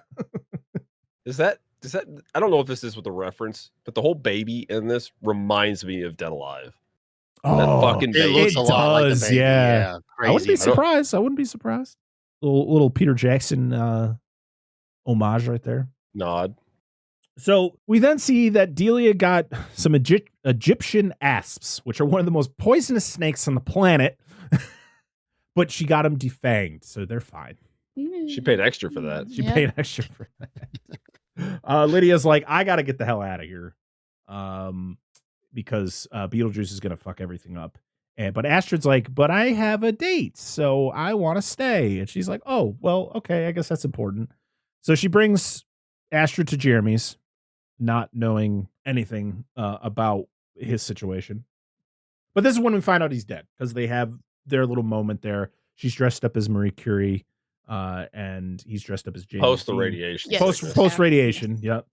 And then he's dressed up as James Dean. And who does he? Oh, what? He said, "Oh, who do you look like?" Oh, I've always been told I look like what the hell's his name from Happy Days? Richie. Yeah. So my parents say I look like Richie from Happy Days, and she just has no idea. Like, I'm not gonna, but that doesn't even make sense because he doesn't look like Richie from Connie. I mean, Howard, Ron Howard is Ron Howard, right? Ron Howard. Yep. Yeah, Yep. he was Yeah, redhead. he's a redhead. This kid's got black hair. They don't look at it at all. But I think he plays that off because she's not old enough to know. Yeah, she doesn't get it. Yeah. Oh yeah, because if he died in the 90s, he would have known. He probably would have known about Happy Days. And His stuff parents like that. probably would have grown up, Hey, or at I least grew had up some watching familiarity with it. Yeah. Right. I mean, I dates knew himself. about Happy Days, and I did too. I watched Happy Days. I watched Happy Days. Yeah, Yep. I mean, I was born in 91, but I was, my mom. We always had TV Land on and Happy Days. TV, was TV always Land. on. I Dream of Jeannie. Was awesome. Yeah. Jump that shark. Oh, Green Acres. the Fonz was cool, even though he was supposed to be like people didn't think he was Hey. cool. I thought he was so freaking cool. The Fonz Yes, was cool. so good. That dude got so much pussy. There's no way he didn't. Henry Winkler. I just love how much of an opposite he is to that Yes. character, because he Yeah. is just such a lovable Yeah. goofball. Apparently, he was nothing but a delight at Monster Mania. Like they said he was one of the nicest people, the nicest actors they had to do that thing. Like he was just being friendly with everybody in line, making jokes, just making everybody feel like really comfortable. It was really cool. I don't think I haven't heard anything bad about him, and hopefully it stays that way, just like Michael Keaton. Is it bad that outside of the Fonz, Henry Winkler, the role I always remember him from is Waterboy? Yes, Yeah. Waterboy. Yes. Even his small little role in Scream is memorable. He plays the principal. He's good in Barry. He's really good in Barry. Yeah, he's in that quite a bit. He's like one of Yeah. the main characters of that show. That's a good show. If you haven't seen it, it's great, Bill Hader comedy action show that you just like Bill. That's some of the shows like, oh, Bill Hader, like you can kind of be an action star if you really tried. You could be Like scary. there's a spot for you. Like I mean, Bob Odenkirk did with Nobody. I can see Bill Hader doing a movie like Nobody, 100% after watching 100%. Barry. Absolutely. Yeah. I can see Bill Hader do anything. I love Bill Hader. Oh, he's fantastic. Stop doing movies with Amy Schumer, please. So yeah, you find out Jeremy's dead because they have a little Casper moment and they float up in the air. And then he goes, yeah, so I need your help to go to the because I want to get the hell out of here. Because I have a way of coming back to life and I can have you see your dad. Like you can see your dad. So that 100% is going to get her to go. Oh, yeah. Red flag. Ooh. So Lydia is at home with Delia and Jane Butterfield, and Jane tells her about the house that she dropped Astrid off at. She's like, what's the address? 125 Jefferson. She's like, yeah. So that the kid who lived there like killed his parents and then fell out of a tree and died. And she's like, oh shit. And so she's out of there. And she shows up to the house, and this is when you see his parents. You see that his dad has what the hell does he have in his face? A skill saw, I think it is, right? Skill saw, Yep. and then the Or is it a mom grinder? A skill saw or a grinder in his Yeah. face? Yeah, and then the mom has like Blade. a egg beater, right? In her eye? Yeah. In her eyeball. Yeah. One of the manual egg beaters. Mm. Yes. Yeah, one of those big old Beaters ones. of Yeah. some Yeah. sort. But he's talking to Astrid at this point and explaining to her and telling her that he's dead, and like telling her that he can't go past the tree. Mm-hmm. Which is where she first meets him, which is where I kind of feel that her hitting the tree as hard as she Had did to have. kind of gives her the gift. Like it like brings it out of her, because I don't think she Or could just see gave it her a before. concussion. Or You know. she's also dead, because that was a hard goddamn hit to that tree. Like you Hey, see, that's how we lost Sonny Bono. That's true. Yes. Yes, That's true. He's not wrong. Skiing right into a tree. got to turn those True. skis there, Could Sonny. you imagine? Face planting a tree. That's why I won't go man. skiing. I will not go skiing because of that. I'll go skiing, but it's going to be cross country skiing where it's constantly flat. I'm not going down any goddamn hills. Yeah. No thanks. Tuck and roll.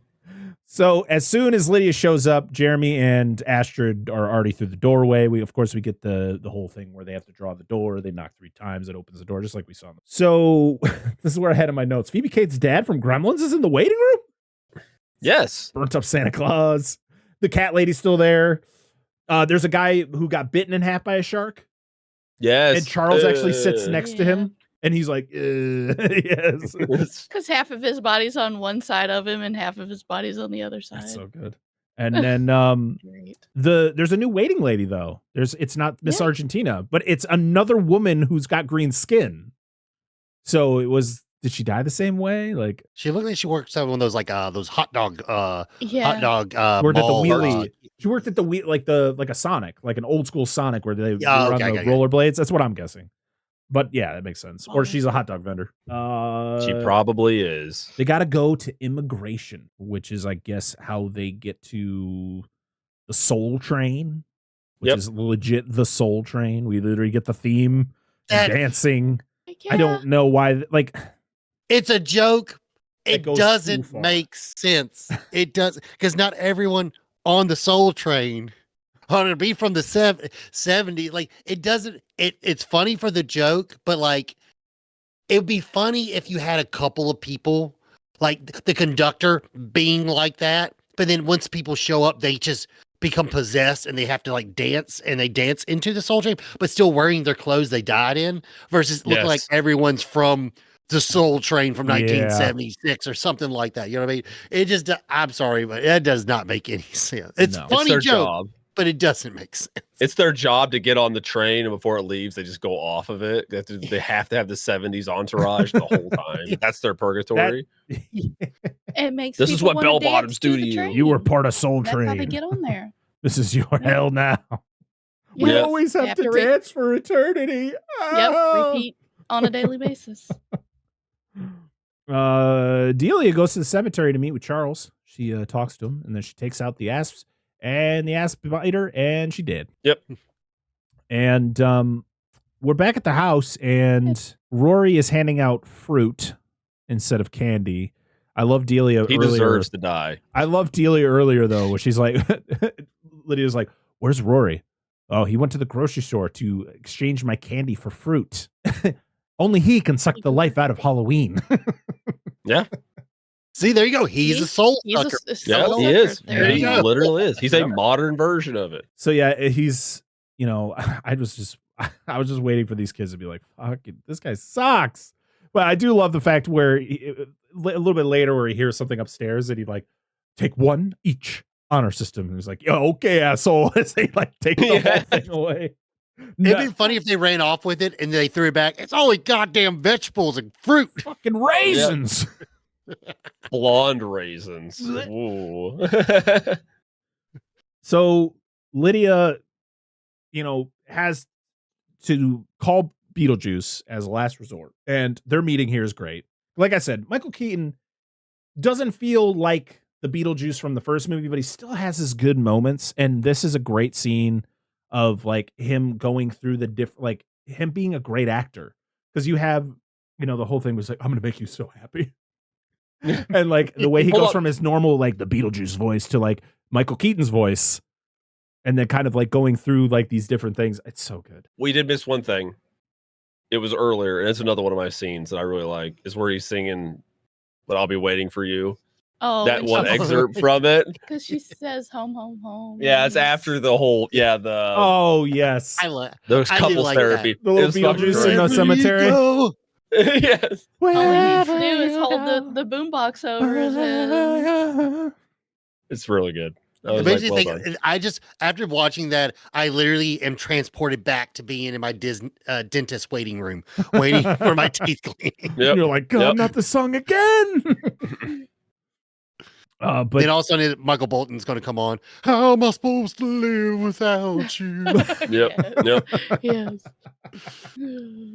Oh my God! So love it. So Lydia, in order to get Beetlejuice to help her get Astrid back, she has to sign a contract to marry Beetlejuice. It's the whole thing that we dealt with in the first one, and then they force awaken us. Yes, they sure do. Somehow The Emperor Returned. Oh, no, that's the later one. I'm sorry. That's the later one. I am having a That's how I got you stroke. to marry me. Yep, that's how she got me. She gassed me. I Sign this forced you to paperwork. sign What? a contract. She stabbed you in the hand and made you write with your own blood. Yeah. Is this my chloroform to you? Yeah.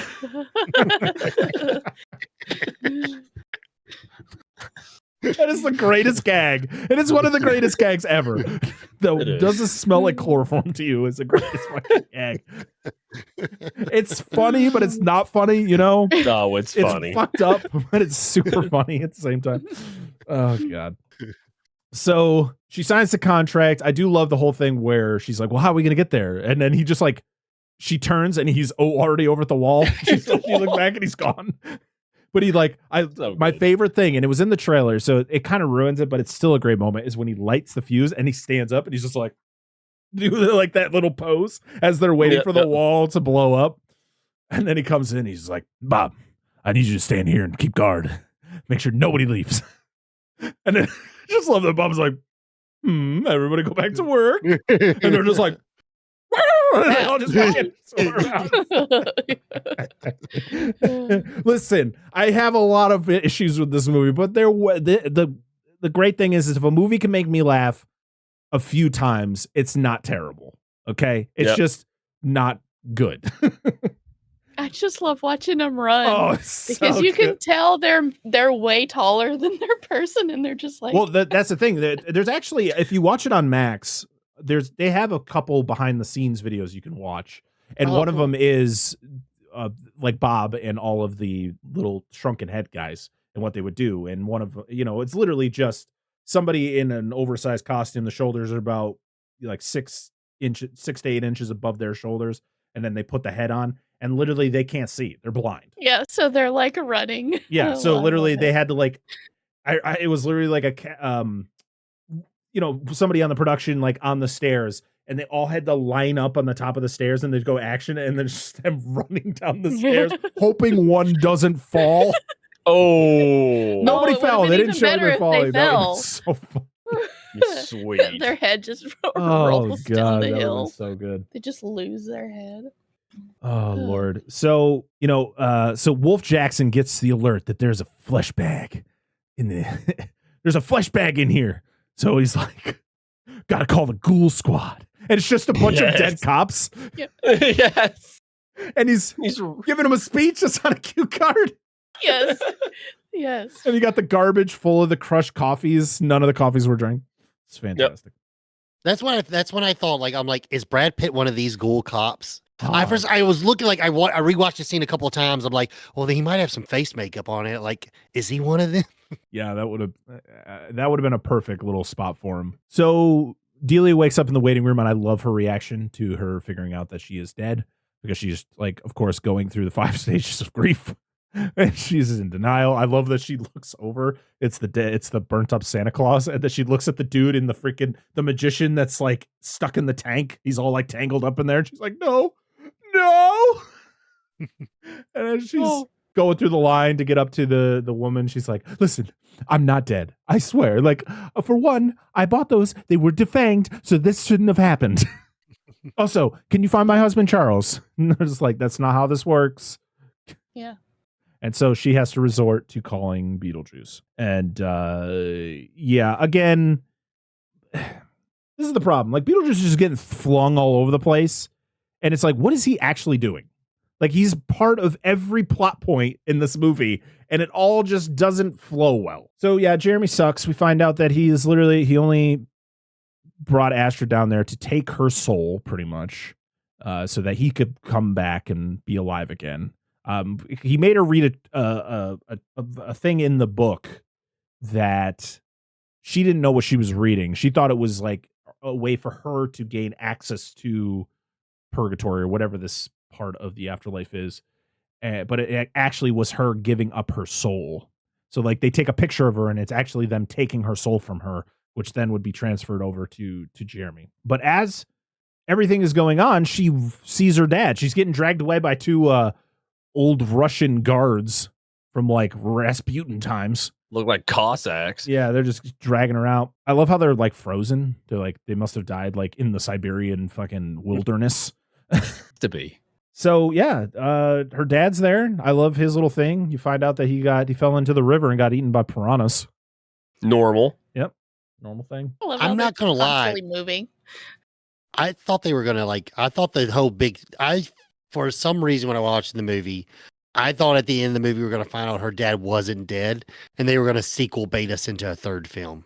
That's what I thought. And then I'd be like, oh, because then we would get the Beetlejuice in Hawaii kind of thing with them like going to like the Amazon or something like that to find him, whatever. Yeah. I thought that's what we were going to get. I'm like, oh, okay, I guess he is dead. Yeah. And I'm glad because I don't know if I want a third one. I think we're done. Please, for my sake. So yeah, Astrid's getting dragged to the Soul Train. She's going to be sent to the Great Beyond. But her mom is able to grab her, but then they escape and we get to see the sandworm. It's back and it looks slightly different. Like it looks, I don't know.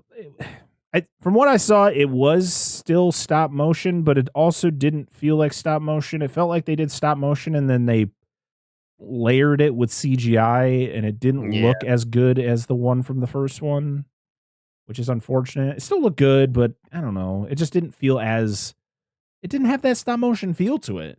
It just felt too clean, you know? But Astrid's dad saves them.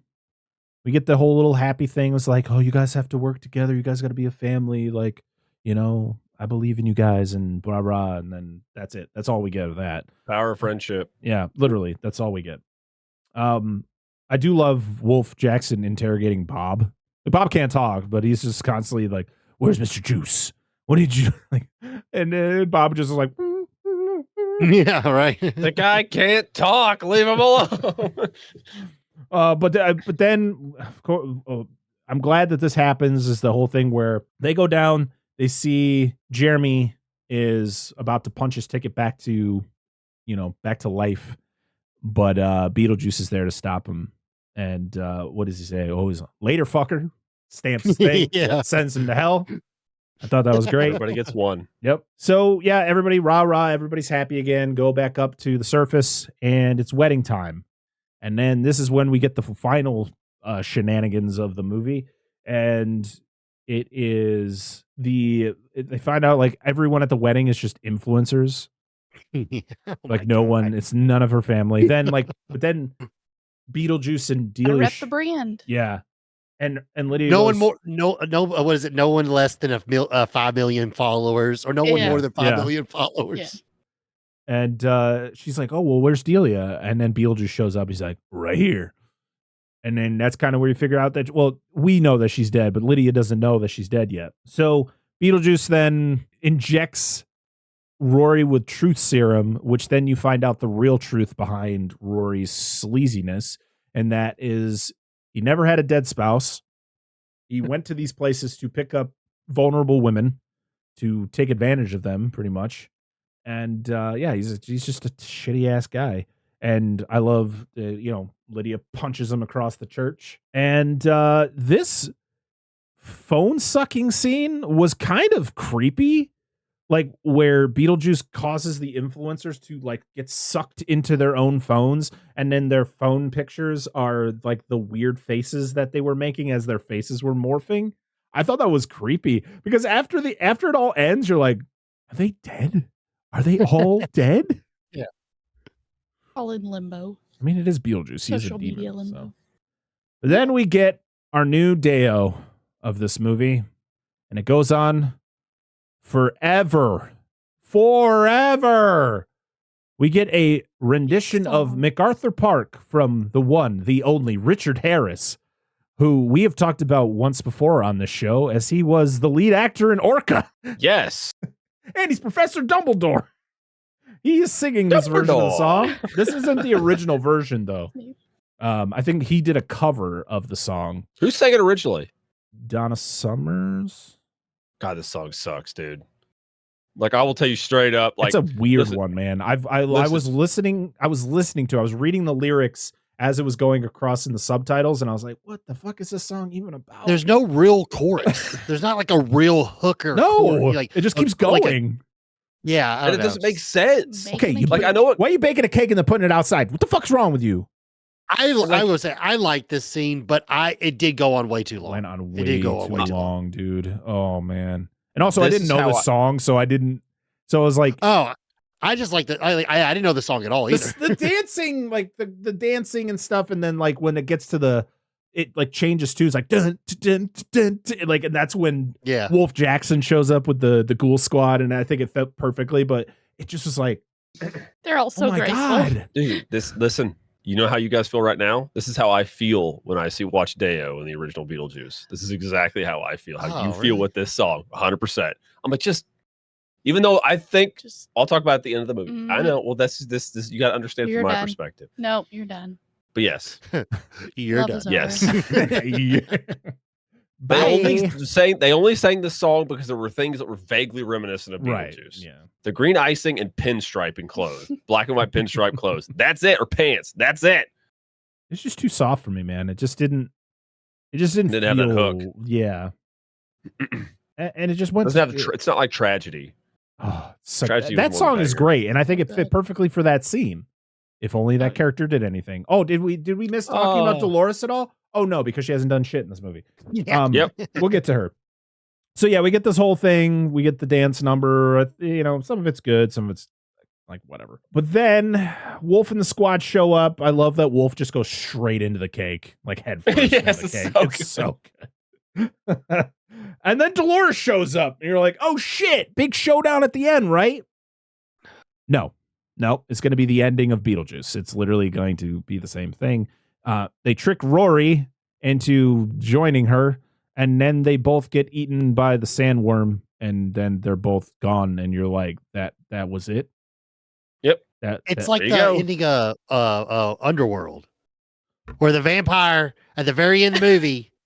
Are you it's talking just about like, the oh, movie we're what- going to be covering next week? Shit. hold that thought. Wow, hold that thought.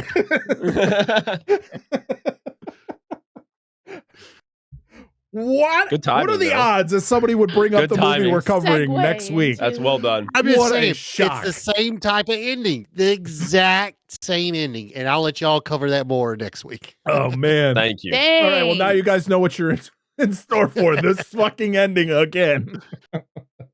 Will there be cake? Is there a musical? Wait, don't tell me. I want to find out. So they're gone. It's just okay. And then Beetlejuice, they get this whole thing where you find out that the contract that was signed was voided because why? What was the reasoning? He So- broke the rule. He broke the rule by bringing a fleshy into the afterlife. Oh, Yep. okay. Yeah, it okay. was That's what William Yeah, Six, to six, bring nine. Lydia did it. in. Yeah. Yep. Okay. So when he brought her in, that contract that she signed previously was voided. Okay. Yep, Yes. null and void because you broke a rule.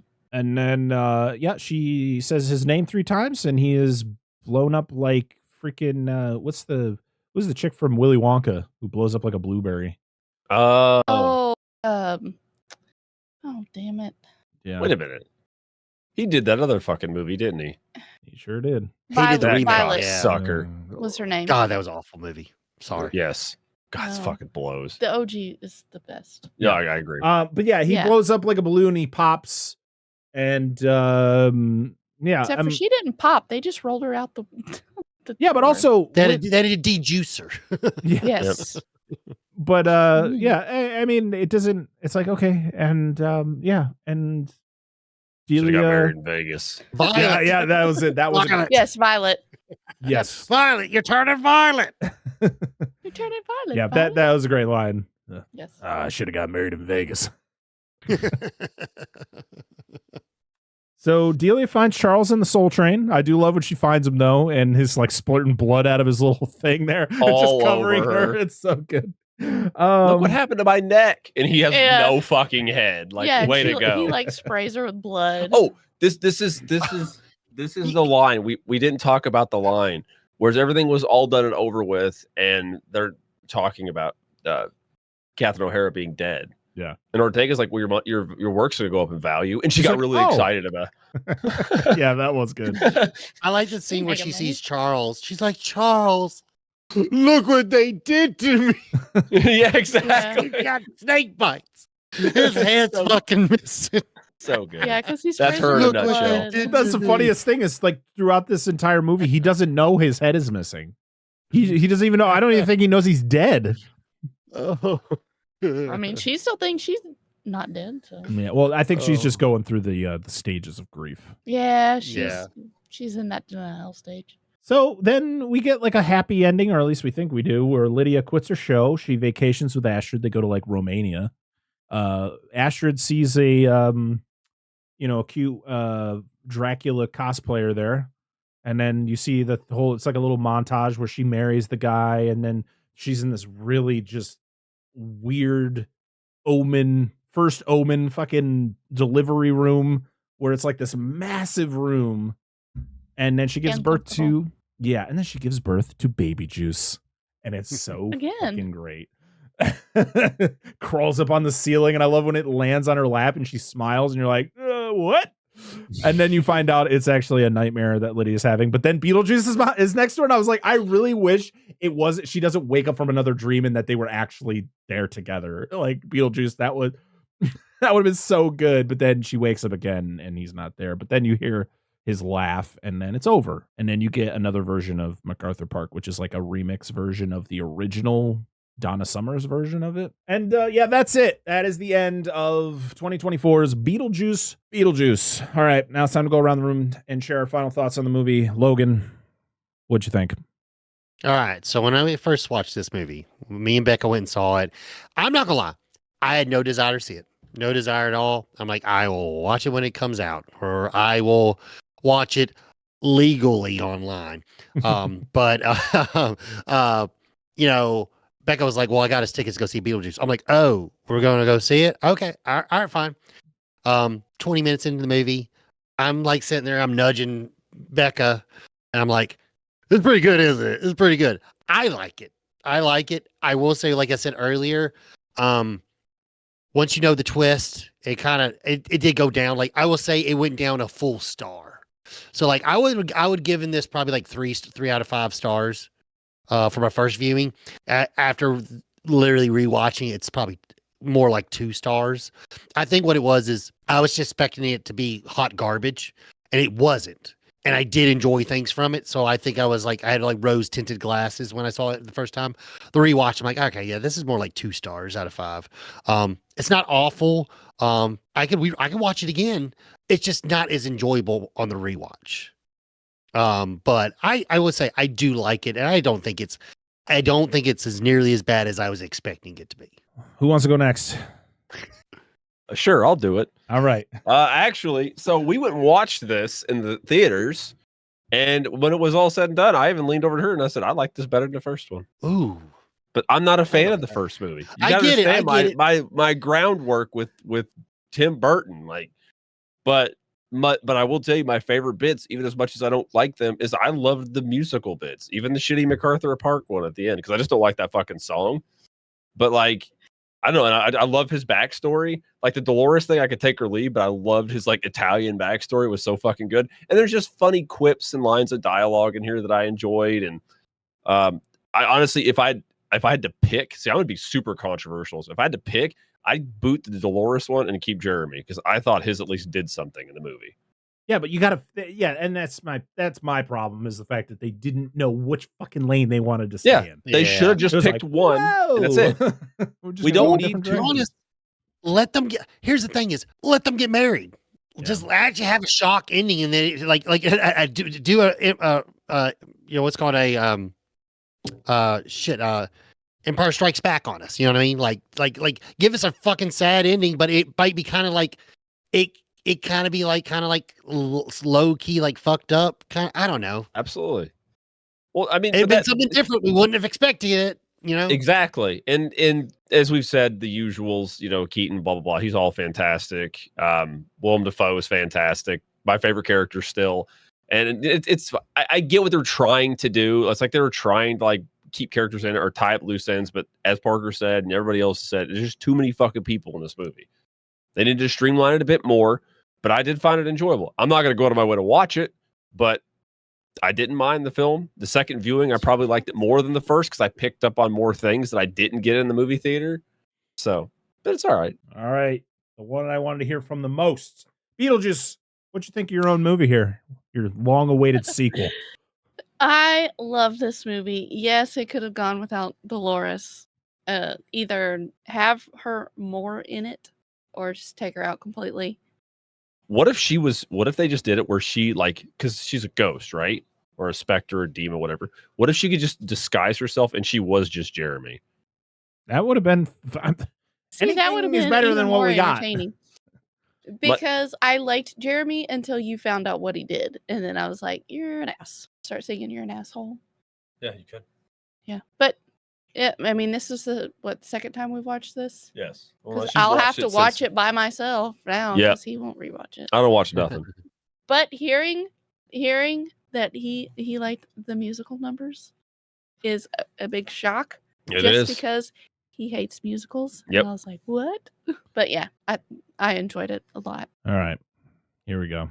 You ready? Strap in. Nope. Angela, you know I'm what's ready. coming. Listen, this is not a terrible movie. It's a bad movie. It just doesn't know where the fuck it wants to go. And the fact is there was so much potential and there was too many hands in the pot. And and when there's so many writers on a movie, usually that's going to be a big issue because you have everybody's ideas getting thrown in. What if we do this? What if we do this? And no one is being told no. That's not what's going to happen. So like Dolores, get her out of there. Jeremy, either make Jeremy the main villain or you change Jeremy's story so that he doesn't become a villain. Like the fact that they made him a bad guy was like stupid. Like it was dumb. And Beetlejuice just felt very toned down. I do love it. Like there are brilliant moments with Michael Keaton, like the flashback scene, his origin. And then like just him being on screen is always a delight, but I think that they did him wrong in a few, like his introduction to the movie, I think could have been done better. And I think I would have loved to see more energy. Like I want to see that, nice fucking model Beetlejuice. Like I want to see that Beetlejuice, like just causing chaos. But it was like, they just kind of, like I understand they wanted to try to limit his screen time, which was way more than 17 minutes. I'm sorry. There was just so much going on in this movie that I just sat there going, wow, what was the plot of that again? What happens in that? Why did we focus on Charles for so long? That should have never been a thing. That's my biggest thing. Not Dolores, not Jeremy. Why did we focus on Charles for the majority of this fucking movie? Why was this a thing? Just say Charles died. Let's move on. Let's continue this movie and not speak of him again. Like that's what we should. Art from the artist, man. Yeah. No, not with someone like him. People do it with Volkswagens. What? You mean a car? Yeah. People listen. Here's my thing. Well, because of Bundy? No. What are you? Listen. I'm going to teach you. Listen. So you know how everybody got an uproar lately because of the whole Musk thing. They're like, I'm not keeping Teslas because I don't agree with him. Oh. Great. The Volkswagen was a co-venture between Ferdinand Porsche and Adolf Hitler. Nobody says anything. It literally, Adolf went to Ferdinand Porsche and said, I want you to make this car. Oh. Nobody says anything. Because I'm sure there's amazing. Yeah. But that's the thing. Is that okay because you don't know? There's tons of. No, I'm not saying it's. I'm not saying it's not okay. Yeah. I'm just like I think the fact that no one knows this fact other than people who like do that type of research. But like, there's tons of beautiful, wonderful things made by people that probably do horrible stuff. No, I just think it could have been done differently. I like focusing on Charles. You're not fond of the individual. Like I understand. Like Tim Burton came out and explained why he did what he did. He literally stated he didn't want to punish the character of Charles Dietz. It's fair for the actions that Jeffrey Jones did on the outside, like actually did in life. And so it's like, okay, but I think we just focused too much on it and it didn't need to happen. I didn't need to see Charles wandering in the afterlife. I didn't need to he could have see. just died. I didn't need to see the funeral. I didn't need to see all this stuff. Like, it was too much. Like, it was, and that's not even this movie's a mess. This movie is a mess. I've seen it 3 times, and I will probably never see this movie again. And is this part of the whole too much characters thing? Yes. Like, we just, like you said, just let him die and be done with it. Way too many characters. That's fair. That is another thing. Way too many. I just want to also state, because people love to go, oh, this movie ruined this movie. I love that movie, but this movie, I've seen this movie 3 times. I don't like it. But does that ruin my love for the first movie? Not even a speck. I fucking love Beetlejuice. Nothing is going to, hinder my love for that movie. And because I didn't like this movie, it's not even gonna, I've seen all the garbage Jurassic World movies. Does that mean I hate Jurassic Park? No. I fucking love Jurassic Park. I love The Lost World. I enjoy Jurassic Park 3. Is Dominion gonna ruin that for me? No, it didn't. Because we can separate those things. Okay. Dude, I wish more people could do that, because that's the way I feel. People were like, I was talking about my mom the other day, and I was talking about some new movie coming out. I don't know, remake of something. She's like, they don't need to remake it. The original was so good. I was like, just let them. It doesn't make the original worse. I think it's the original's still there. You can watch it. I agree. Like, I don't mind remakes, to be honest. Like, to a certain degree, like, and also, like, I said something controversial on another podcast that I was like, you know what? And I am at the point where I didn't see Skeleton Crew, so I don't know. I heard good things about it from like the Star Wars universe, but I'm at the point where, like, you know what? I might like to see a new Luke Skywalker. I might want to see a new Luke Skywalker story, a remake, to be honest, with modern technology, and maybe I can finally get that Darth Vader Obi-Wan battle in the first film that I really want to see. Maybe I can see a really kick-ass Luke and Darth Vader battle with new modern technology, where it maybe doesn't last just, a couple of minutes and it's just dialogue. You know what I mean? I mean, I don't mind things to a certain degree, because then you always have the original. It doesn't take the original away. Yeah. I agree with you. 100%. I'm fine with it. Let them remake it. It doesn't, like you said, it's not like that it goes away. Like, I guess people watch the original Star Wars. I will always complain about the live action remakes of Disney, because they're unnecessary and stupid. Yes. Yeah, I agree that's the thing. That I will say, but 100% like, I agree with a lot of people who state, why are we remaking movies that were good to begin with? Why aren't we remaking the movies that just didn't work originally? Like, why aren't we trying to, reinvent those movies that maybe failed? I think that's what we need to start focusing on when we do remakes.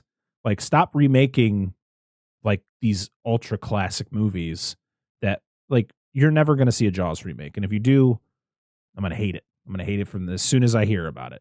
They did it. Cruel Jaws. No, that's Jaws 5. That's literally a remake of Jaws. It's a ripoff of Jaws. But yeah. Well, yeah.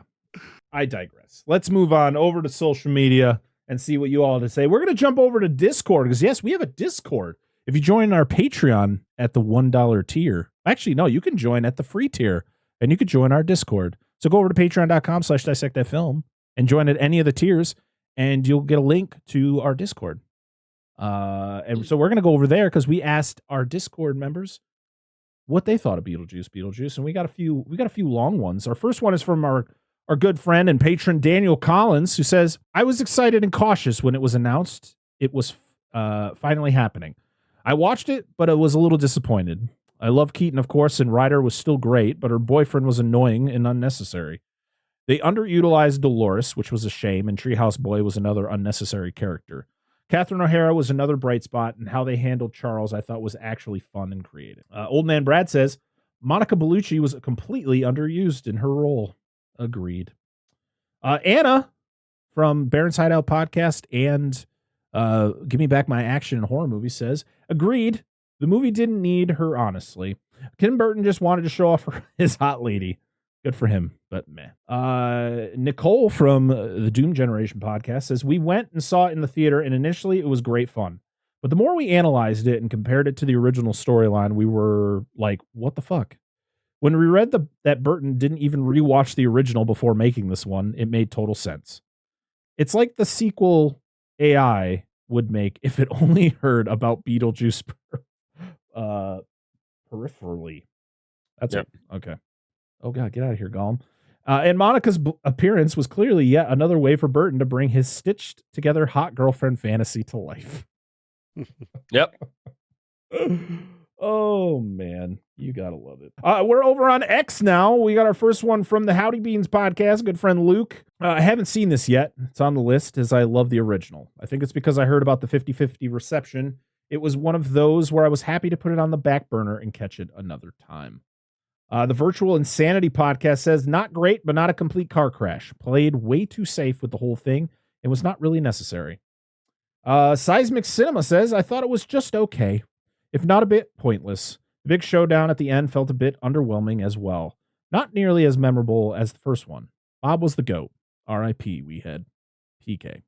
And then we got Professor J, who just says, considering the pressure, 8 out of 10. I wasn't pressuring anyone. You didn't need to rate it. I just said, what did you think of it? And then Jesse, or at Mr_J300, says, I'm one of the few who liked it. I just hate how it used Jeffrey Jones' likeness. It was a creative way of killing him off without him being in the movie, but still. All right. I can agree with that. Over on Instagram, we got a couple over there. Our first one is from Big Bad Wolf 884. It says, solid return to form, but its potential was wasted. There were a lot of great ideas that either got resolved too quickly or left to the wayside. That being said, I still enjoyed it. Michael Keaton was obviously the best actor in the film. Oh, and also Bob. Daniel Collins commenting over on Instagram as well. It says, Can't do that. Actually, it's pretty much the same thing he said over on Discord, so I'm not going to read it. And our last one is from Bucket of Chum Podcast. It says, besides the wicked practical effects, this movie is such a letdown. The story is nonsensical. Monica Bellucci is absolutely wasted in this movie. Why did they spend so much time on Jeffrey Jones's character? They could have said he died years ago and be done with it. This whole movie is just a fucking, why did this get made? Wow. That's fair. I kind of agree with the majority of that statement. Oh, man. All right, let's see. We got, we have anything on Threads? Nope. But we did get something on Facebook, which is, I think, a first. I think we never get. Really? Yep. We People have one. Go on there? Yeah, I do. I if you post something on Instagram, it'll post it over on Facebook, so I don't even have to do anything. We did get one, though, from RD3D Prince. I liked it for the most part. That Soul Train part was forever long, though.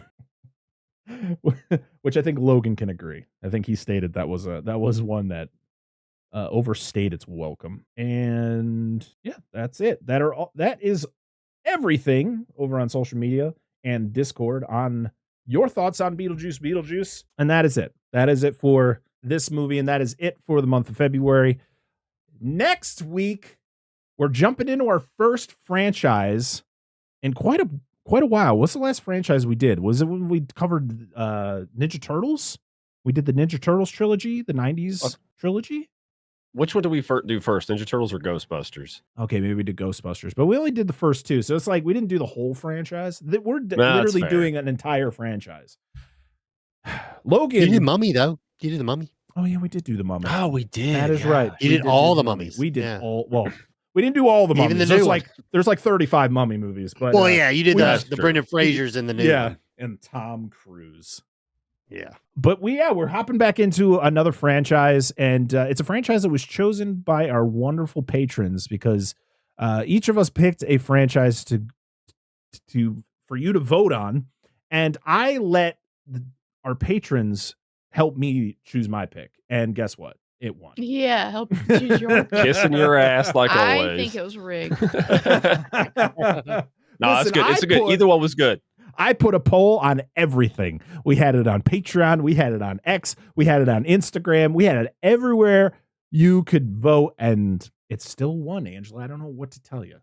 Secretly put under vote for mine. Yep. No, it was. They were all good picks. I was happy with whatever, to be honest. So next week we are going to be hopping into the Underworld series. Logan hinted to what we were doing. We're going to be covering all 5 Underworld movies, starting with the 2003 original. Hopefully we can get guests for all of these. I think it'd be a lot of fun. I have only seen, I think, the first 2. So it's going to be fun to hop into the prequel and the 2 later Kate Beckinsale movies. I haven't seen these in forever. I remember the prequel being. I remember the only thing I remember about the prequel is the music video that Atreyu did for the prequel, and it was like it was a big deal because that was the only way you could get that song was from the prequel. What song was it? Oh God, I don't remember, but it was like, I will say for an Atreyu song, if you were into Atreyu, it was probably one of their better songs because some of their albums, like usually the singles were the best songs. Except for Death Grip on Yesterday. Every song in a Death Grip on Yesterday. Dude, holy crap. Every song. Our fork in the road, her knife in my back. Oh, yeah. So good. The Thief. The Thief, right? The Thief's good. Yeah. And I think it's on there. Yeah. It's a good one. So so we're hopping into the Underworld series. We're also going to be sprinkling some other movies in between because we don't like to do them all at the same time because it's just sometimes it can get a little over, like it's just too much. You got to change positions. Guess what? Next month is March, meaning St. Patrick's Day, which means we're hopping in and covering another Leppy Boy movie, as we're going to be covering Leprechaun 3 for St. Patrick's Day. And guess what? Oh, the best one. Our boy, official Joey C, is coming back for that because he is our Leprechaun man. He's our holiday dude. Can he do the whole episode with no shirt on and painted green? Oh, I don't know. Well, we have to see if that needs to be painted green with YouTube nipple covers, pasties. It's gold shamrocks. I think it's offensive to green or people, shamrocks. to be honest. they'll get over it. Oh my God. Yeah, that's what we're doing. Logan, thank you so much for hanging out with us for another long one. I looked over and I was like, oh my God. We've been recording for a while, guys. But thank you so much for hanging out with us. Talk Beetlejuice. Tell everybody where they can find you in your wonderful podcast. Yeah, anywhere you go on social media, you can search for Videoville Entertainment. You will find us on YouTube. You can search Videoville Entertainment. Anywhere you get your podcast, we are there. If you watch on YouTube, we do the video format just like Dissect That Film. So you get to see me and my lovely wife's faces, including with some clips and so forth. And like I said, if you want audio version, you can find it on any of your podcast apps of choosing or whatever. But yeah, Instagram, Videoville Entertainment. We have a new website coming. We just started. We're almost finished on it. We're about to pull some triggers because we actually have merch that we can actually start to have where people can actually buy them versus just buying something on TeePublic. So we actually have some merch coming out, like hoodies and like shirts and stuff like that, and hats. And then one cool thing with the merch that I got to actually pick the type of clothing that they're going to be printed on. So like we have like a Videoville Comfort Colors shirt, which a lot of people have been liking that material a lot lately. So I'm looking forward to that. And some actually like hats that are like nice trucker hats and so forth. So, ooh, I love a good trucker hat. Do I need a Videoville trucker hat now? Yeah. I got a. So I got my what do you call my when you get something made, like your first print of it, or what's that called? Sample. My sample or whatever. Yeah. I got a sample hat, which unfortunately, due to how our logo is, with it being like 3-dimensional and kind of like glossy kind of looking, unfortunately, when it goes to embroidering, it doesn't really transfer over. So I had to make a new version of the logo just for the hat, just to make sure the embroidering machine makes it look like much better. But yeah, those will be coming too. So I'm looking forward to that too. That's awesome. That is awesome.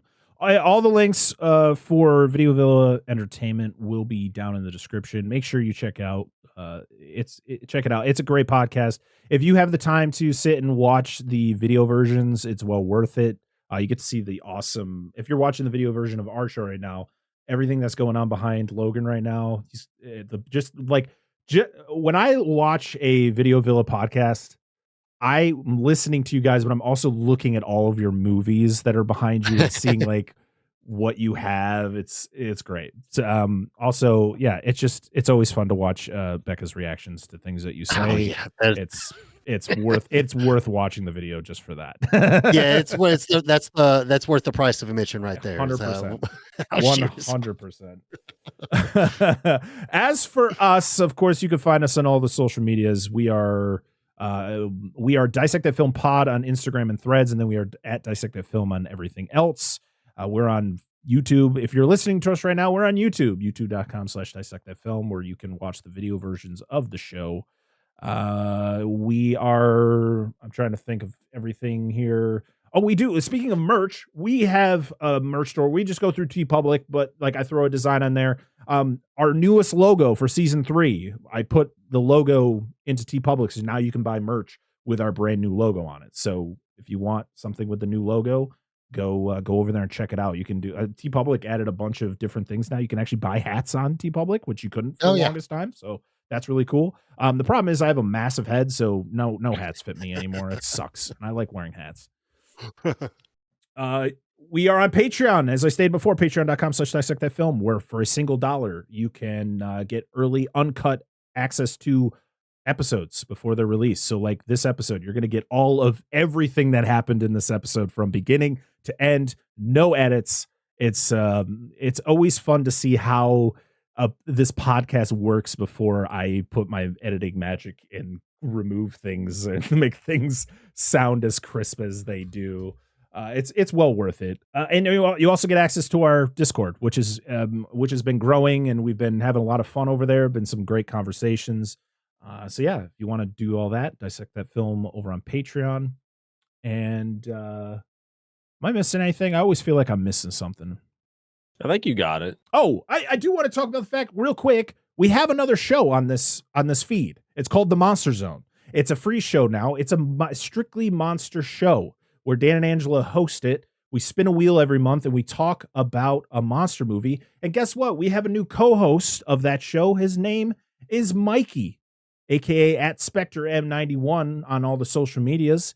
It's been great to take it off of Patreon and give it to all of you, to the public. It's been fun. It's on this feed. I'm not going to be creating a whole new show. It's just going to be every other week over here. So yeah, if you like monster movies, some classic monster movies all through the years, listen to the Monster Zone. We got some good episodes coming out. I think that's about it. The last thing I want to do is to thank our wonderful patrons.